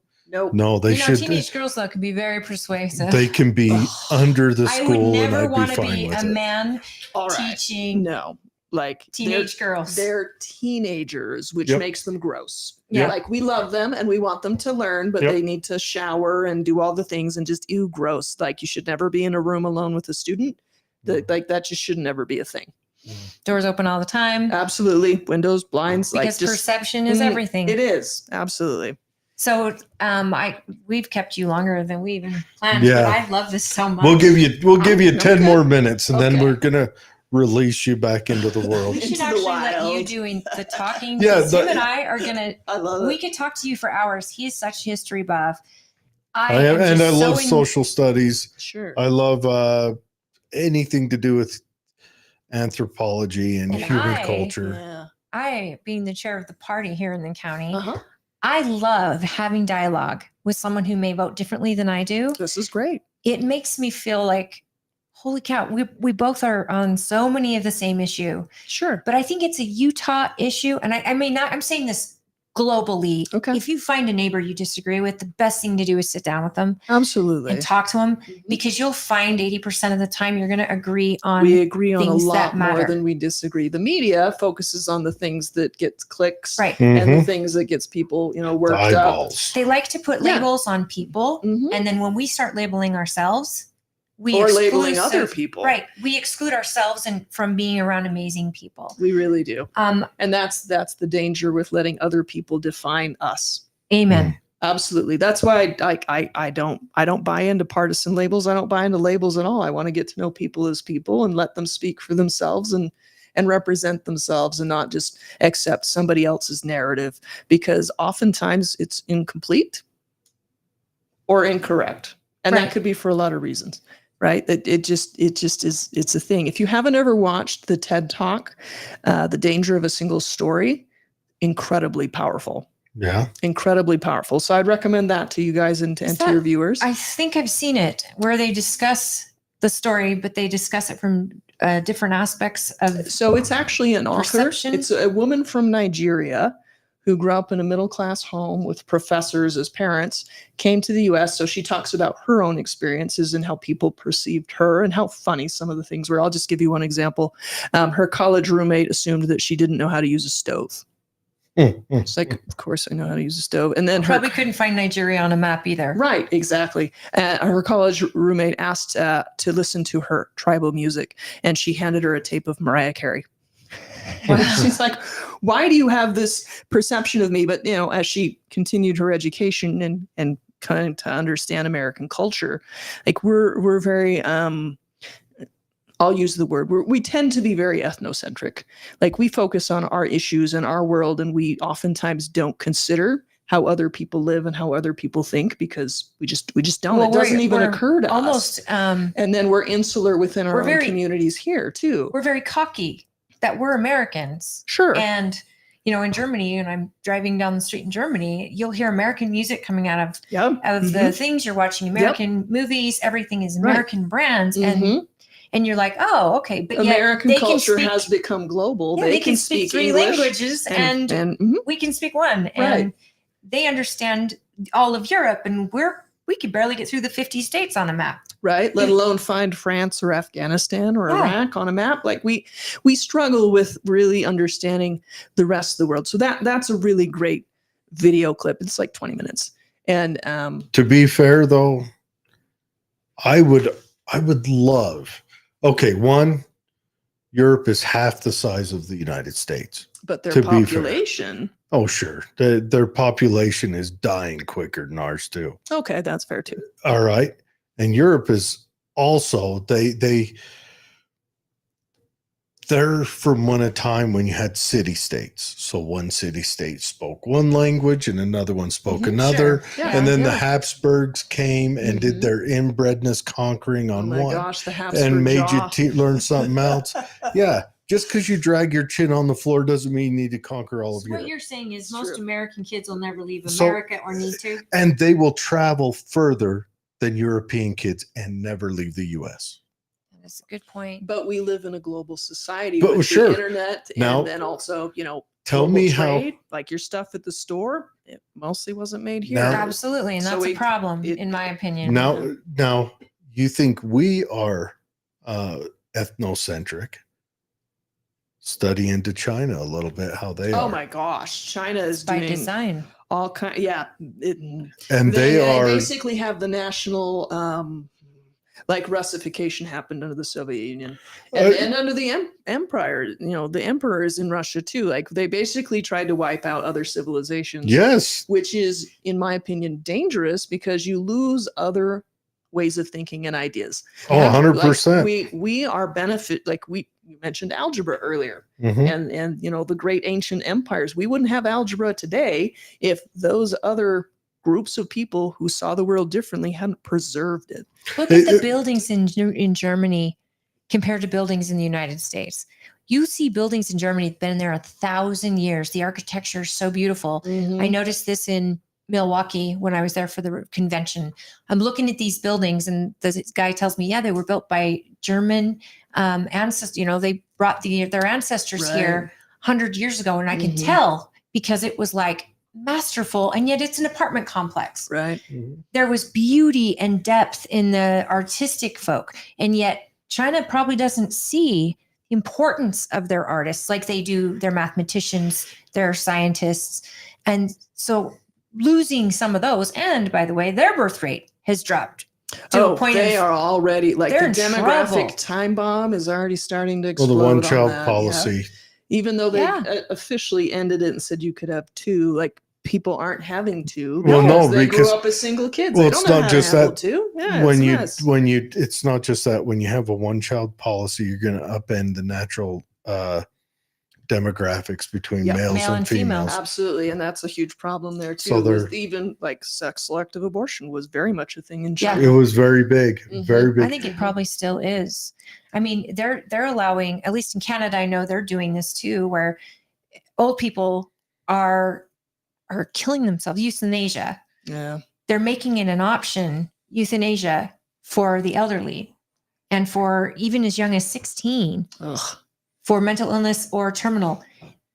When life isn't important anymore, when life is just but a burden to somebody. And in China, it's almost like, well, you have to have a child because they care for you. The state's not caring for you. Yeah. And if we are caring for you, you're a burden. And when we provide your health care, we decide your value because you become a number at that point. There's so much wrong. And again, communism, it will implode on itself Always if it's not a does, rise yeah, up. Like yeah. it's a dangerous time that we're living in. Life is not valuable. And I see this, it's to me, it's crazy. But at the same time, we have to preserve our artists as much as our doctors and our lawyers. I mean, yes, everybody hates a lawyer till they need one. It's true. Well, there's a great book that I read, Life and Death in Shanghai, which actually talked about the Cultural Revolution in China, which was supposed to be the great leap forward and how everything was going to be, Yeah. technologically amazing and anybody could do anything. And that's just not how the world works. Did they sell that book in China to Chinese people? Oh, I'm sure they did. Well, I read everyone- it in English. I picked it everyone up at a gets to wear thrift store. because great they're great to pajamas. send out their stuff out. But what's going in? Well, this woman, like she is a wealthy person, but also all of the professors, the educators, right? Here's the teachers thing. Again, they were attacked as enemies of the state and enemies of the people. See, that's Well, And- now and tell me, can't preach freedom well, to people in communism. communism's always had cheerleaders. You got William Durante. Mhm. He's Pulitzer Prize winner. He's celebrated by New York Times. And he was Stalin's lapdog. I don't have to like him, but I think we should still have the freedom to read him. Oh, I think we should absolutely read him. We should have to read. I think you should have to But read communism. We should be honest Marxism, about what everything. he was. Absolutely. That true. I while agree with the too. Holodomor was going on, Mhm. he said, "This is the greatest place on earth." And it was a guy from England, an English guy. His name was, who was on a train. He was. They were both from the London bureau assigned to Moscow, but one was from the New York Times, which has notoriously been a newspaper that has done the most damage to humanity. You're That's- stating like that's a lot, but fact, okay. But The New York In your Times were the opinion. ones who published the Holodomor wasn't happening. And the other guy was from, God, could have been the Mirror or something. Mhm. He was smaller paper. And he jumped off a train in the Ukraine and he said, "This is what I saw." He said, "I saw cannibalism. I saw mass rape." And it's wild. And William Durante and the New York Times went, "Yeah, but we like their ideas." Ugh. No idea can justify genocide. Like, it's just not. I don't care who you are. I don't care Mhm. what your idea is. I don't care if you're extreme left. I don't care if you're extreme right. If you are demonizing people who think and look differently from you, you're the problem. Or just think, just, I mean, Mao killed 100 did. million people that Yeah. looked just like him, Think differently. and well, they were old. they were poor, and it's a class thing. Pol But Pot. I feel the same way about abortion sometimes, and I feel the same way about euthanasia. I definitely feel the same way about euthanasia, and I'm against the death penalty because I think when you start killing people Mhm. and you take that as your right, I'm Where a does it religious stop, person, and right? I believe Where does it judgment. stop? Yeah, I think when we stop valuing life, I think that we're in big trouble, and our government has decided for us they're going to be the boss. The arbiter. Just like Marxism it should be taught in schools, the Constitution, the Declaration, the founding should be taught in schools.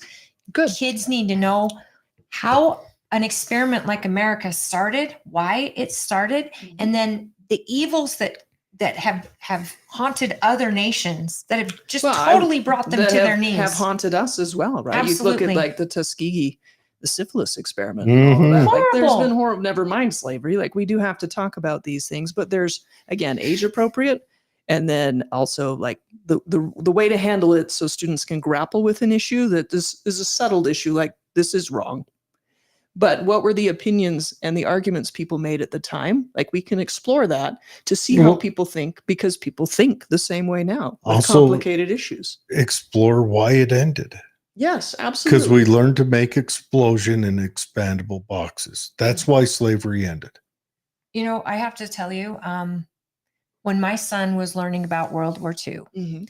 he was fascinated at how one person could get in the mind that kills so many.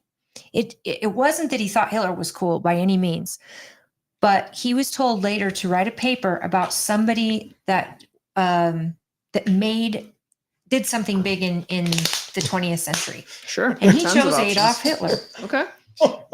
And Interesting. I'll did bet that went over So nuts. here's Oh, here boy. he did Well, his a big whole impact PowerPoint. is different from a positive impact, right? They just said impact. Yeah. Okay. And Okay. so he did this great PowerPoint presentation. Now, to be fair, his father was born in Germany and his Mhm. grandmother was alive during Hitler. And Which still doesn't say which side they were on, but continue. well, she thought she was on the German side, and Okay. she was she thought everything was great until they sent her older sisters. Her dad sent her older sister because she worked the movie theater, and her mom says, no, you can't go today. She had a fever that was so high, and she's like, you're sick, you need to stay home. Till German soldiers came and knocked on her door and drug her out of the house. I mean, he was working with the military. He was doing everything he thought was right. Yeah. He was on the wrong side. But at the same time, he immediately shipped his daughters off because he's like, they're going to kill us. Yeah. This isn't about the Jews. This isn't about any of that. This is a power play, and they're going to kill us. And this is stories that have been told to us, and so what my son, he didn't know his grandmother, but what my son was fascinated by is how a people followed him. Why did they follow him? And how does it get into this? And I was like, well, look at our Constitution. We have our First Amendment. They banned books. Yeah. They banned speech. They did. Propaganda became a thing. Yep. And they mastered it. They followed him found before they a did common, all that. Yes, but these are all pieces. They Not found everybody, a common enemy that they could all, and it was like, he was fascinated at how one man could do so much destruction. Right. And so, And how? Yeah. how. What are the steps? And, did America save anybody, or did we make a mess? Let me know. Just tell you, the principal calls me because they said he gets an A on this. He did all the research. He's got all of his facts. It's brilliant. Okay, but good. we worry that it will look like he thinks Like he's celebrating. like he's fascinated by this man. Yeah. I said, well, how about you let him change his language? Okay. Because that was not his intent. He's telling this is not my intent. He's a terrible person. This was a terrible thing. Right. He changed his language up a little bit. He still got the A, but he decided not to present it because that was his fear too. Okay. I don't want anyone thinking I like Hitler. Right. But if we're going to talk about people that are famous from the 2000s for making an impact, I think that did. It definitely did. But my kid knows the Constitution, has studied it, has learned it at Patriot Camp every year. Awesome. He also understands his grandpa was in law enforcement, was a soldier, and two grandpas were soldiers. Awesome. He has a love of his country, and part of him is afraid that it will happen here.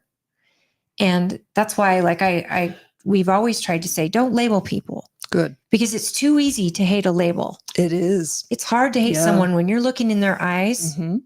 And, he read the Diary of Anne Frank. Good. And he's like, his whole thing is, Mom, what could this happen in America? Oh, it absolutely could. Because human nature is remarkably consistent.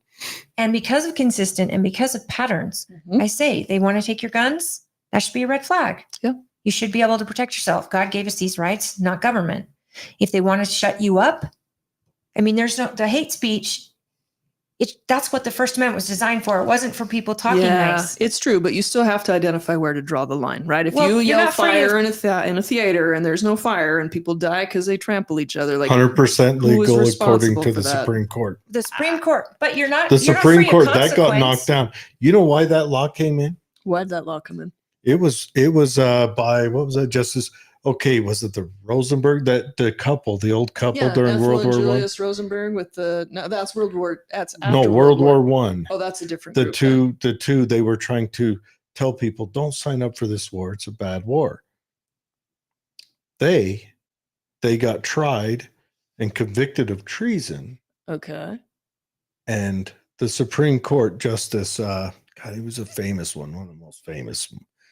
It's late, so my mind's blanking, and I'm hunting tomorrow, so I'm retarded. But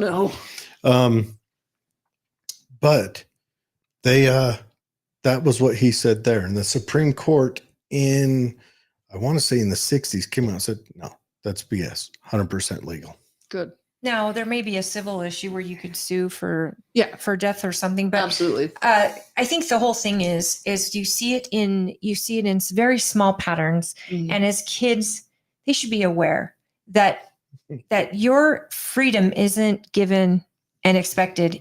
You have to fight for it. Every generation has to step up and preserve freedom, or it won't continue. Like we have to be engaged as citizens. Are willing to. Well, part of that, we go back to what do we do in the schools? If we want students to be engaged, some people call this social activism. I call it engaging students in material. So if I'm teaching a government class, which I have, I'm not right now, and I invite students to pick an issue that they're passionate about, they care about, and to do some research and to do some outreach.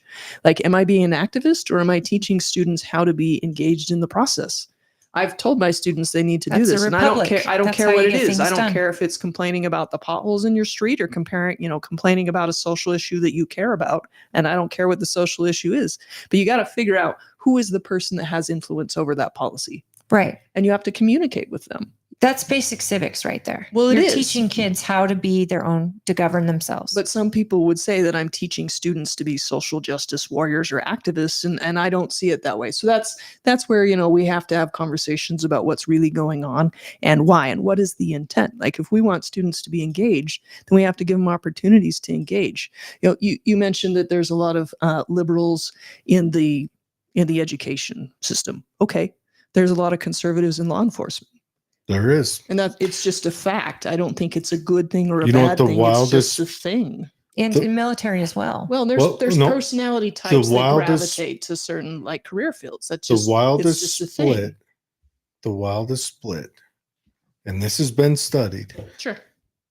is field grade officers versus all other enlisted and lower officers. Okay. You mean their politics? Yeah, that's the scariest split. Not even field grade. Most of it's some field grade. It starts bleeding into field grade, but it's most of your But general don't a lot of staff. officers go to college? I mean, wouldn't you say All there's officers a go split to college. between You have that's to have a class college degree. issue, All right? to be an NCOs officer. nowadays go to But college. wouldn't that be Yeah, a pretty well. class issue as well? It doesn't have to be because the military will. It's pay been for college. the Democrats and That's a Republicans. thing It's since a the mindset. GI Bill. The Democrats and Republicans have been split by class. That's been studied and proven. It's been split by There's been shifts. the within, progressive- within the parties about which classes the progressive. End up where. It's been totally flipped from 1900. And It from has. right now, But the- from It 4 has. years ago, it's flipped like The- on its nose. It's gone Yeah.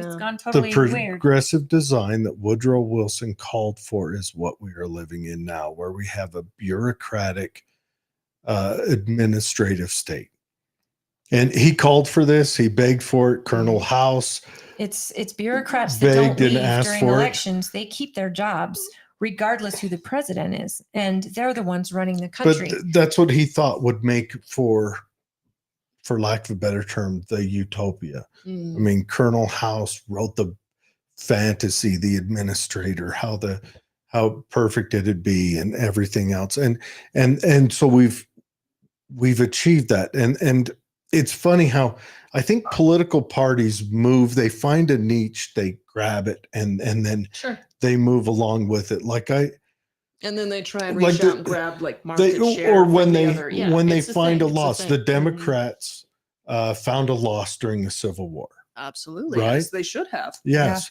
And then the Republicans, interestingly, found a loss in the early 1900s. They were the urban party then. Yeah, they They were. were also the party Free of labor. It was free labor. they were also the party of atheists.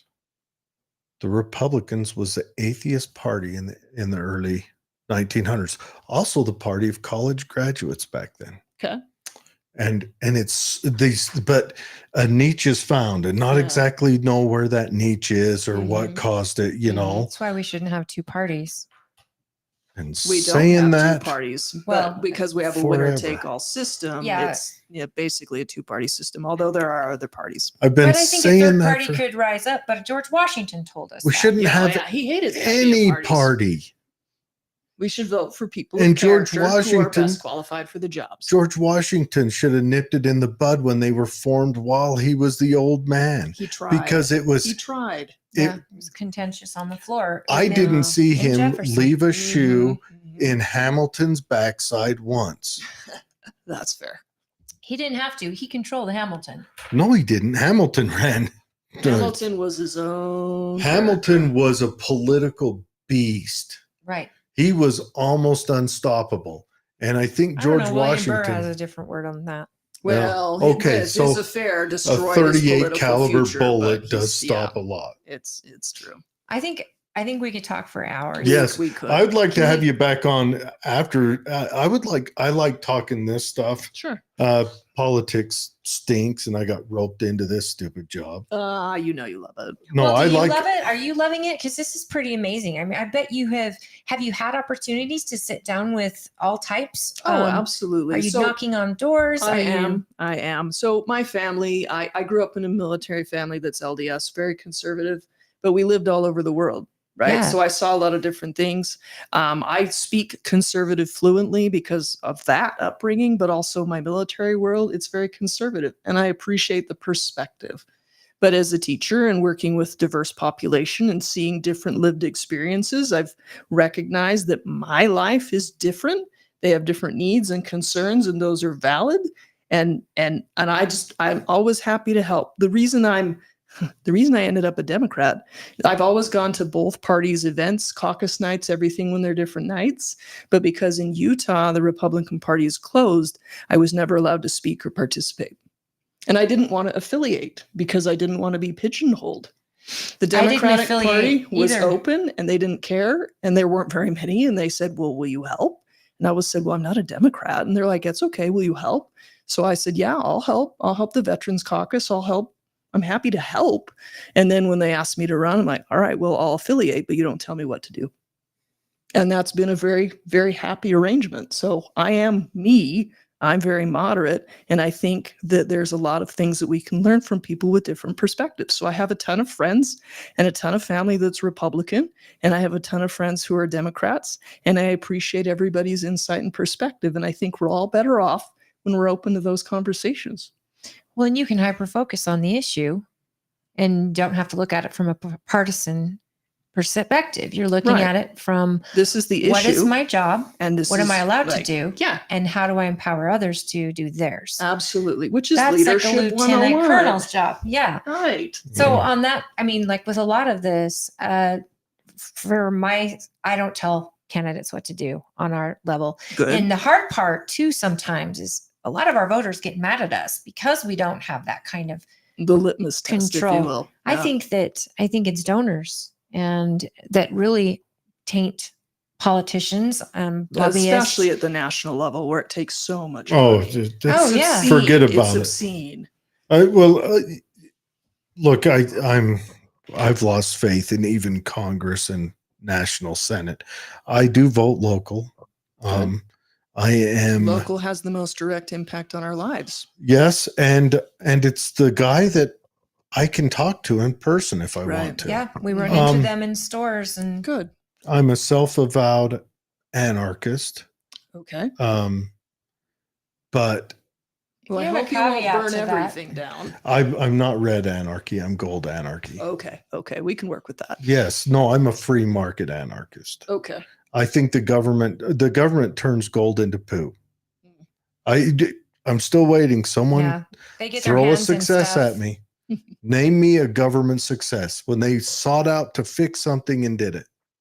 Well, I'm a big fan of the Food and Drug Act, The Food and Drug Act. 1906. Which Okay. is what? The one that was brought forth by Upton Sinclair because he Well, wrote a book called The inspired by Jungle. yeah. And then it came in. And then what He's is a savant. you had teaching Imperial every and day. Tyson Chicken at the time were the big pushers of it. And what did they say? They said, we've been doing our own inspections. Well, they shouldn't be doing their own. They said, they've been paying for a third party to guarantee their food. We've been doing this ourselves. I love it. I love it. I don't love Let's- spiced ham that has, fly and other Let's bits from the let's- floor swept into it. Yeah. let's force the cost of those inspections onto our customers. Well, That's any what Let's company force it do. onto the state. But And then the state is born and gets bigger. Now the FDA also allows, what is it? Yellow it's 43 red, or what? Red 40. I mean, the They allow that choices. into our Yeah. food. Tell me about more. Dig in more with me. Explore this with me.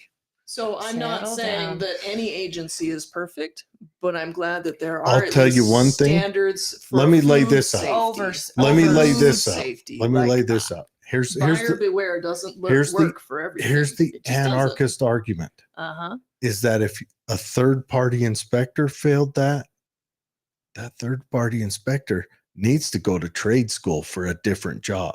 Mm. Where the government, when they fail, guess what happens? Nothing. Not a damn thing. Well, that's our fault. They for not actually- voting differently. You know It's what true. the government That's does? civic engagement You, right you there. don't vote for them. They're the bureaucrats. You don't vote for them. And they're the ones that are hard to fire. You know what they do? which- You know what they do? Every time a government agency fails, every time, and you guys out here listen, every time, Okay. what do? Promote someone? Nope. Tell us. They go to Congress for more money every time. And with that, everyone, No, I she mean, gets the last word. Okay. All right. So there's always multiple sides to any story. I think we can agree on that. Yeah. The danger of a single story. Strongly recommend watching that Let's TED Talk. Get It's her powerful. website up. oh, yes. And then another book I would recommend is it's called Democracy Awakening, and it's the idea that, again, we've been here before, and when Mhm. people got frustrated with how bad things were, Mhm. enough to sort of wake up and get involved, get engaged in local politics, organize to solve a problem at every level, that's when things change. It's when people get involved. And so for so long, we've been complacent because things were fine. And now things are not fine. So people need to get engaged and get involved. But part of that is having conversations to figure out what's really going on. Who wrote Democracy Awakening? Heather Cox Richardson. He talks about, strong times make weak men. Mm. And that, I think, do you think that's true? I mean, because a lot of people, we've never Well, yeah, had if to deal things with are some of this good, if before. everything is good, then you don't have to struggle. And if you don't struggle, you don't become strong. Right. So there is absolutely a place for productive struggle. And that's sports. Sports in school is a great way for kids to deal with not always winning everything. Not everybody gets a trophy in life. That's not how it works. So kids need to engage in productive struggle and develop resilience and develop coping skills. We have to be willing as communities and parents to let kids fail. Yeah. And to help Heather them- Cox Wilkinson. Richardson. Heather Cox Richardson. So Democracy Awakening, it's this idea that, again, we've been here before and we've been in moments of crisis. And as a people, we have organized ourselves to make change so things can get better. And we can do that without killing each other. Civil War, obviously, that didn't work out so good for a minute, but then things got better.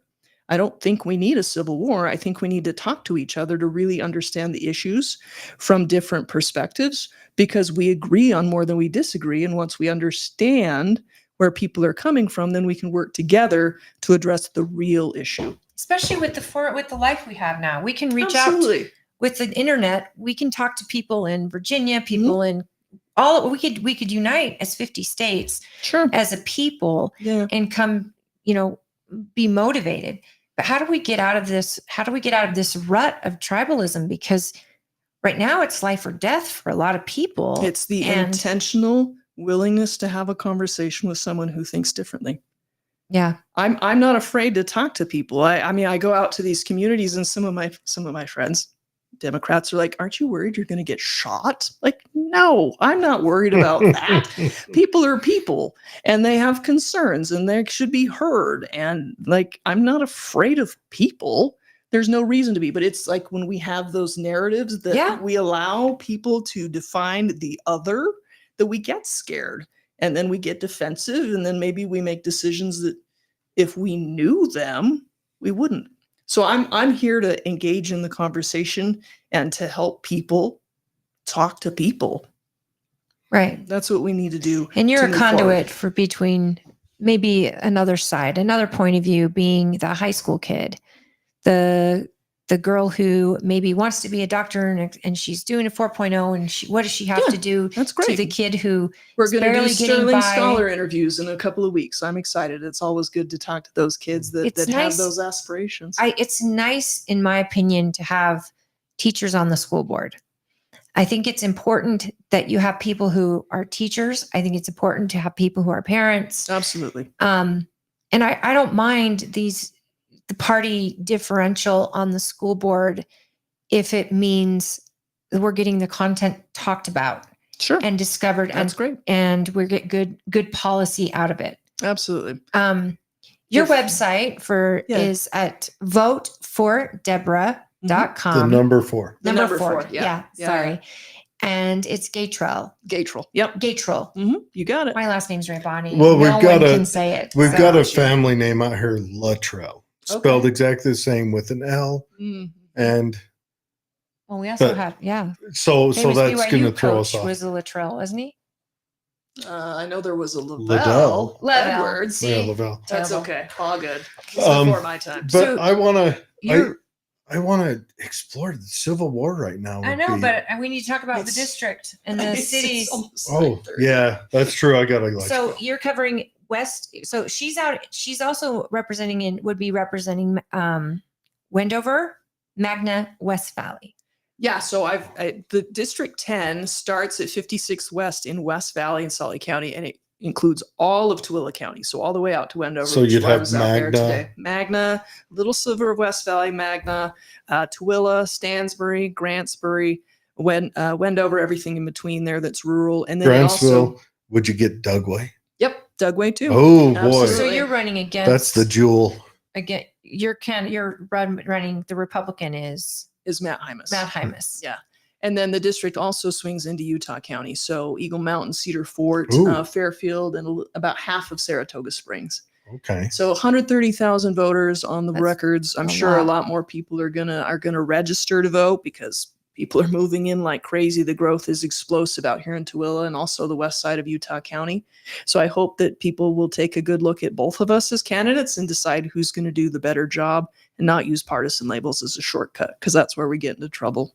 Yeah. I'm sorry to say that I use partisan labels as a shortcut. I'm doing a whole vote red campaign, but that's my personal. I mean, I'm the chair of the party. I hope you Sure. would expect nothing No, less. I would expect nothing less. But me, as a person, I have always split my ticket because I've always voted for whoever I think is going to do the best job. That's amazing. And I think that's what everybody should do. But that's me speaking as myself, not a representative of any party.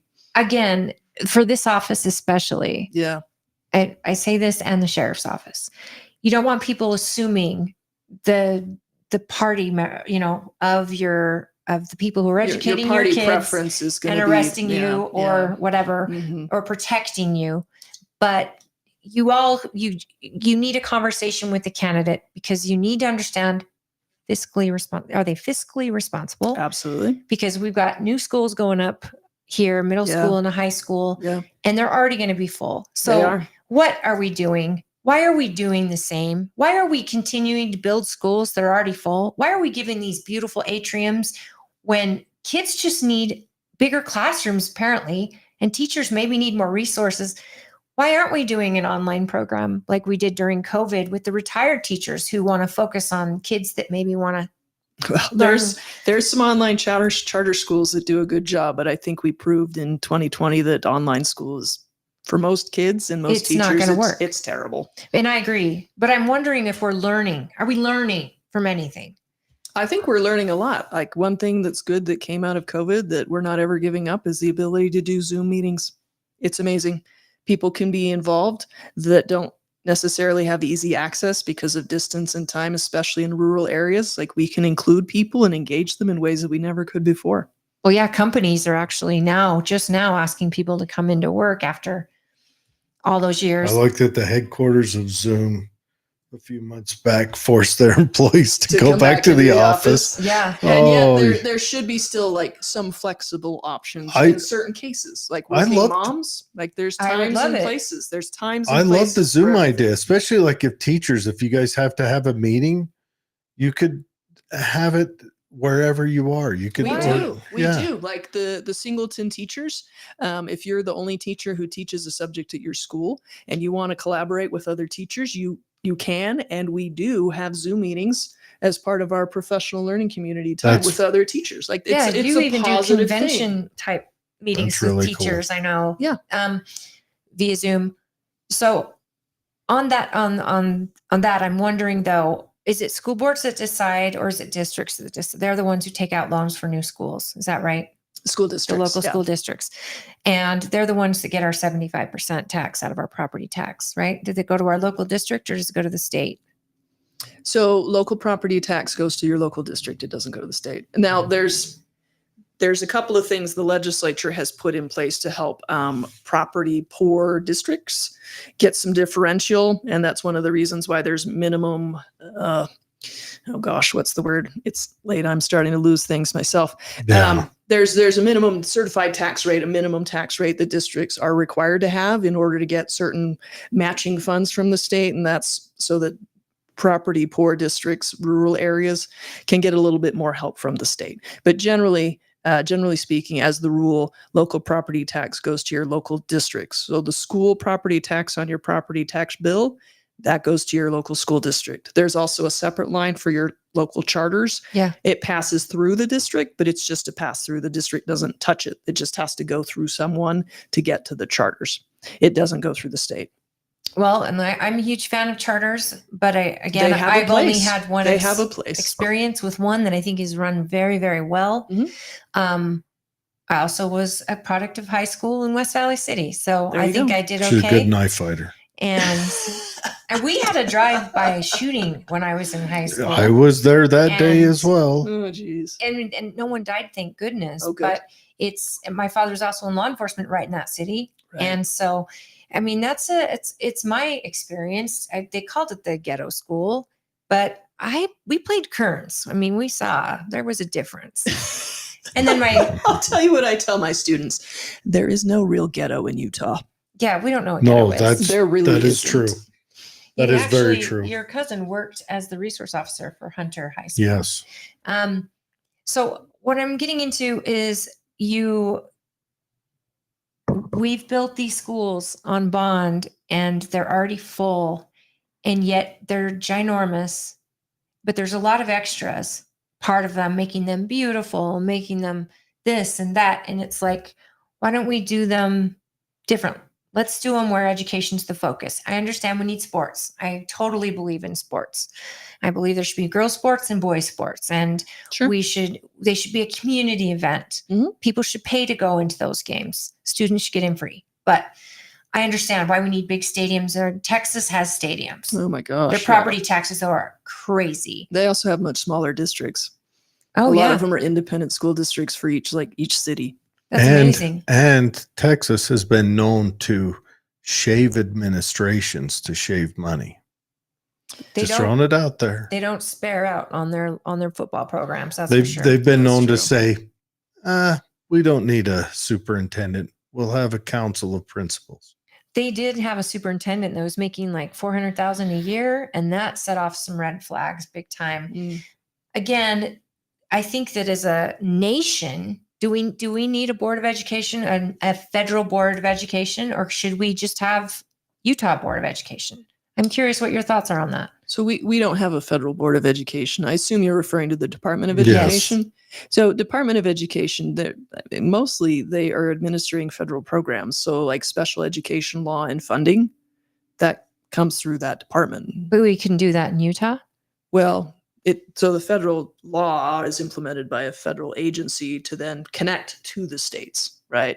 Right. As opposed to 50 states trying to do one job. It gets ugly real fast. So special education law is one thing, and that's a huge thing, right? Office of Civil Rights, making sure that students' rights are protected in the schools. A lot of that is looked at through the Department of Education. Your higher education, like your Pell Grants and work study and all of those programs. So the Department of Education is also looking at secondary. It's not just the primary school, elementary, and high school. So they have specific functions that Sure. are implementing federal law, but they don't set federal policy. That comes from Congress. Right. Sort of I'm just like what the wondering if Utah that's a department legislature we sets. need, because I mean, if we go with the most local as possible, starting from the state, Mhm. then we're at least educating our kids on state standards. If we create our own standards, not coming, of That's course exactly we what want we to take our do. special ed and, That's exactly what and all we do. of that. I just feel like we've got an extra step. Maybe Utah just takes. We don't have a Department of Education. I We don't. No. I Some don't see states why do we a need it. Department of Education, and some states do a Board of Education. So Utah does the board, which is elected. In other states, in some other states, the governor appoints a superintendent who just runs the state Department of Education. Yeah, I like elections. I better. like elections too, because then if we're upset, then we can choose new Yeah, people to accountability. choose different policy. But that's me, right? I think a lot of people are that. The second someone suggested that Cox was going to consider appointing an appointed AG board, or yeah. appointing the school board, that Yeah. really did not go well. Yeah, I agree. We don't on that. have, I worry we Not don't have accountability. Usually a Sure. fan of democracies, but they do help avoid other things. It's true. It's messy, but that's how we preserve and protect our rights. Is through being involved. Well, I think republicanism is how we preserve and protect by not allowing mob rule. Sure. So we have a democratic republic. I think everybody's okay with that. Yes. If we just don't mess it up. Sure. And every generation has to step up and be involved. That's true. And we have to inspire the future generation to value what it is that makes America special. And we have to inspire them to learn their history Absolutely. so we do not repeat it. Absolutely. At least the bad parts. We want So to we repeat have to- the good parts. Yeah. So we have to send them to Deborah Gatrell. Gatrell. Gatrell. See, we're It's I'm okay. going to mess up your name. It's okay. Gatrell. hard A. It's Yeah, it's hard the A. long Yes, A. we have to send them to Deborah Gatrell. Well, I at least, To- though, I think that we have differing choices, and some of our ideas are different. But I have fully enjoyed this conversation. Oh, it's Thank you. been I've enjoyed fantastic. it as well. Thank We you. We'd got love to- to have you on again, and we also would love you to go look into Deborah. And if you do, you have a phone number, Yeah. So it's actually on the get in touch page if you want to click and then over there if and you scroll want down. to donate, I'm sure you need volunteers or money. Yeah, I would love to have some Your help. So scroll campaign. down. The number is down at the bottom there. It's 385. Yeah, right. Keep down in the blue right there. Oh, there we go. 385-236-4096.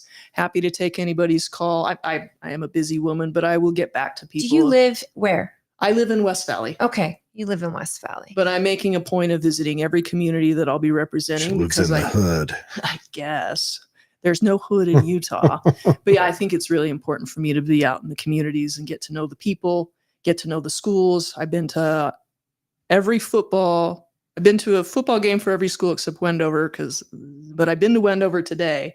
And then Tooele High School, I'm going to go to their football game this next week and see Okay. what it's all about. Because I want to see the schools. I want to see the students. Have you been talking out to to the board Dugway members. School yet? At the high schools. There's Yeah. too many elementary schools for me to get to everything. But if But have you been to their high school? they have a high school on Dugway, I was just going to ask you that. Is it? Yeah, I know they they have an elementary school. I think Is it Dugway elementary to high school? Dugway has a high school, and I think they don't have football. Okay, well, I'll check it out. I think they have soccer. That's the basketball. military families out there.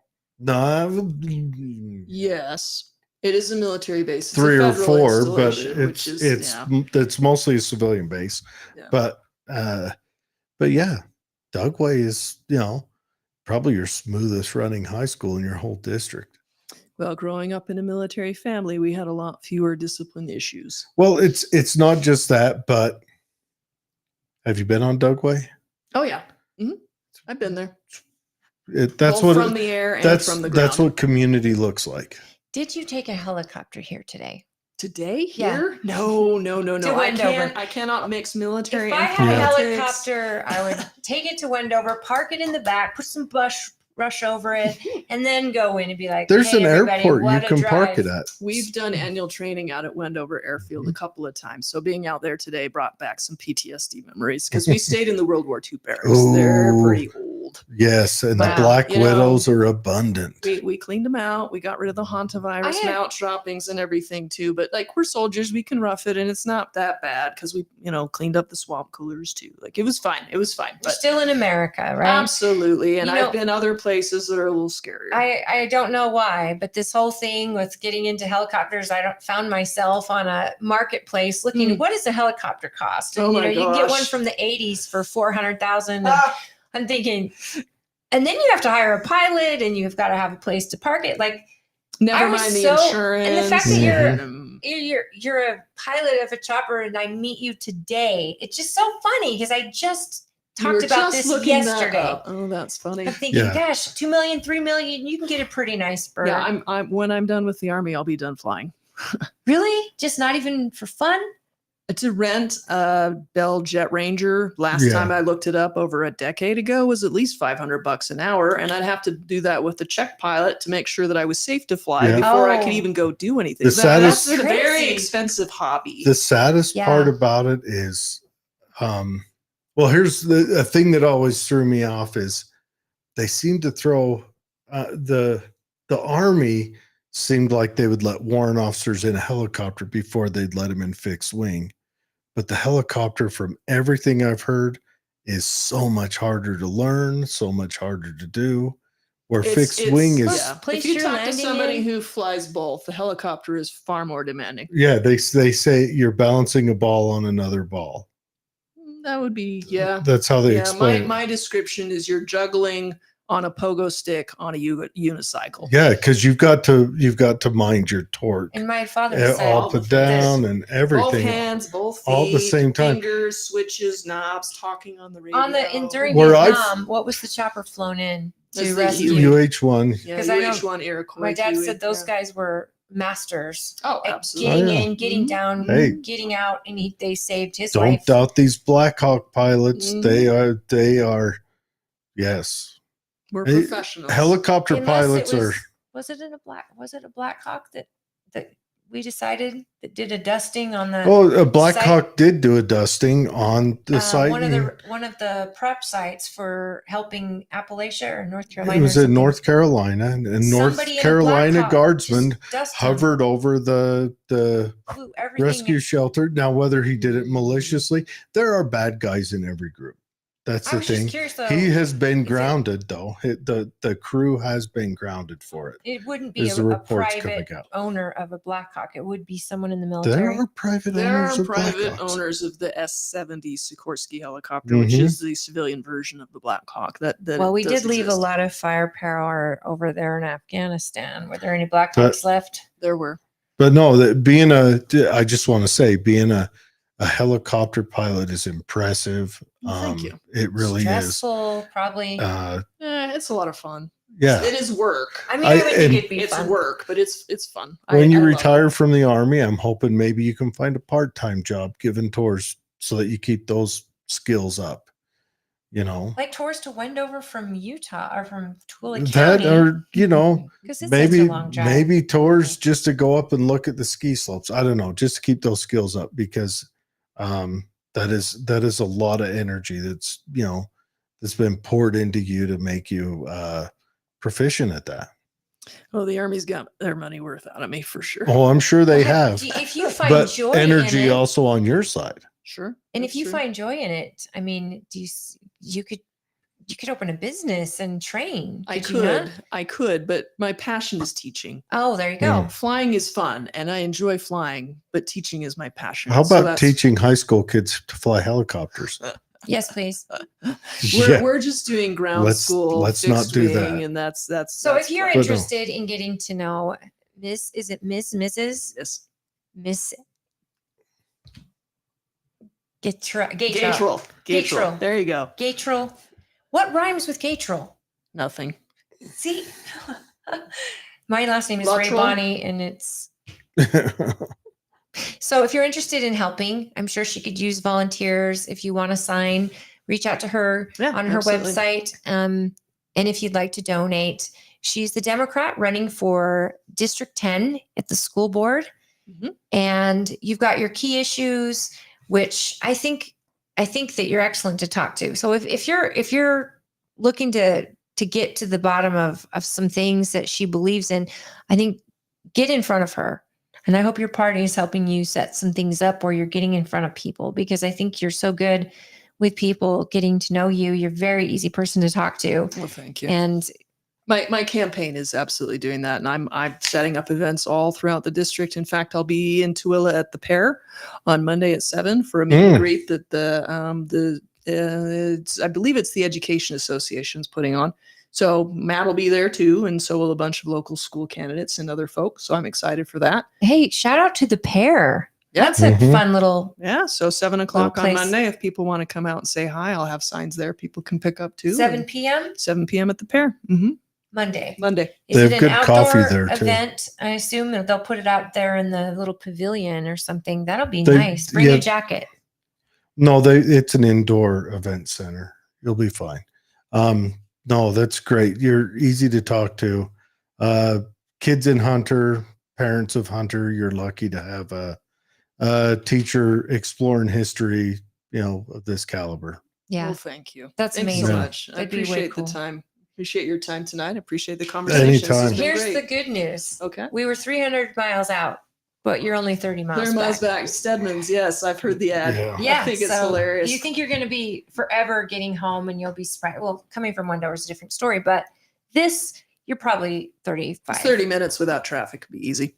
Yeah. Well, thank you for joining us. And thank you to Carrie for having you reach out. Yeah, this is Mhm. great. I thought it was a different Carrie. So is it someone from the party?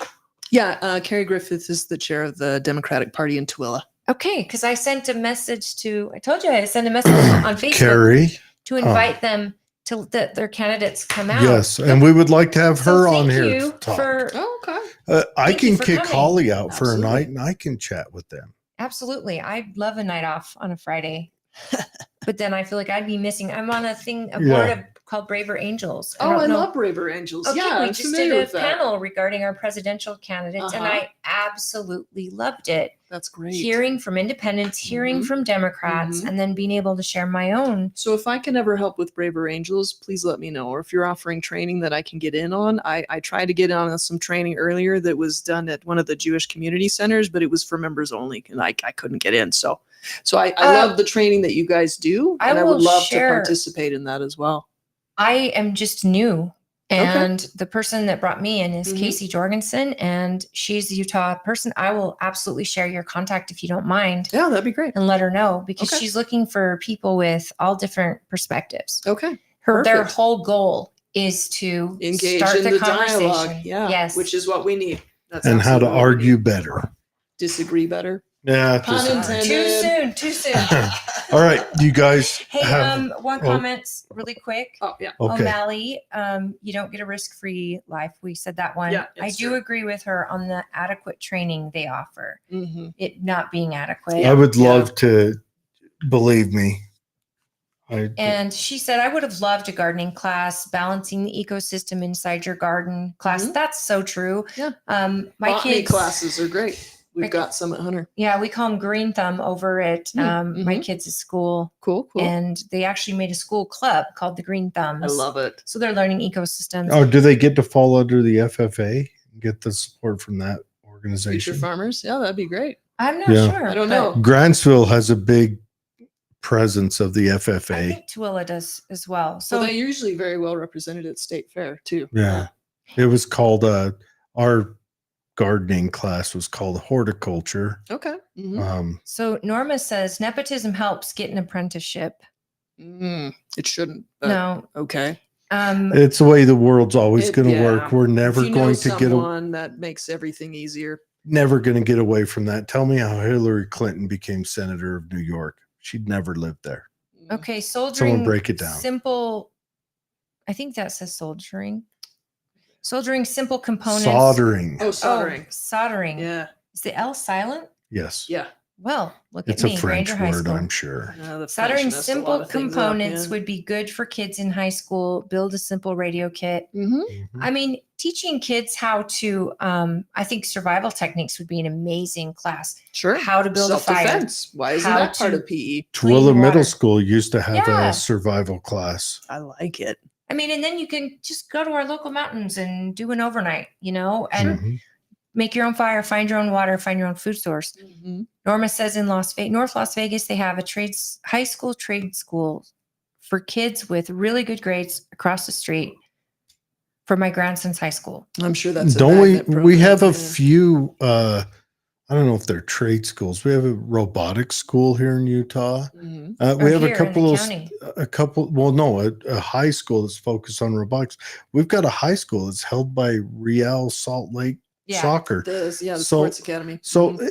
those things are available, but they are available to, on average, kids that already have good grades. Yeah. We do need And to. money. I think the biggest thing you Right. brought up here tonight, aside from all the fun history talk, is that we need to have a system where maybe the idea that we've got to get those kids through 12th grade to the end of it, to maybe we need to start testing and at 10th grade saying, look, you don't want to go to math anymore.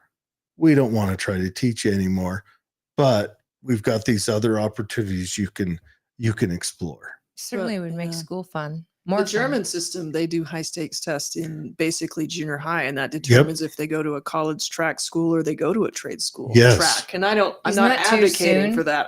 Because I think it is. In the liberal arts education, the education of a free person, Yeah. Mhm. that's what we offer. And comprehensive high school should be able to provide multiple pathways. I agree. Norma says, I truly believe she has my vote. Oh, She's thank saying you, that, Norma. like- Thank you. Good. I love it. I truly believe. Thank Good, you, good. Norma. And she says, thanks, political head trauma.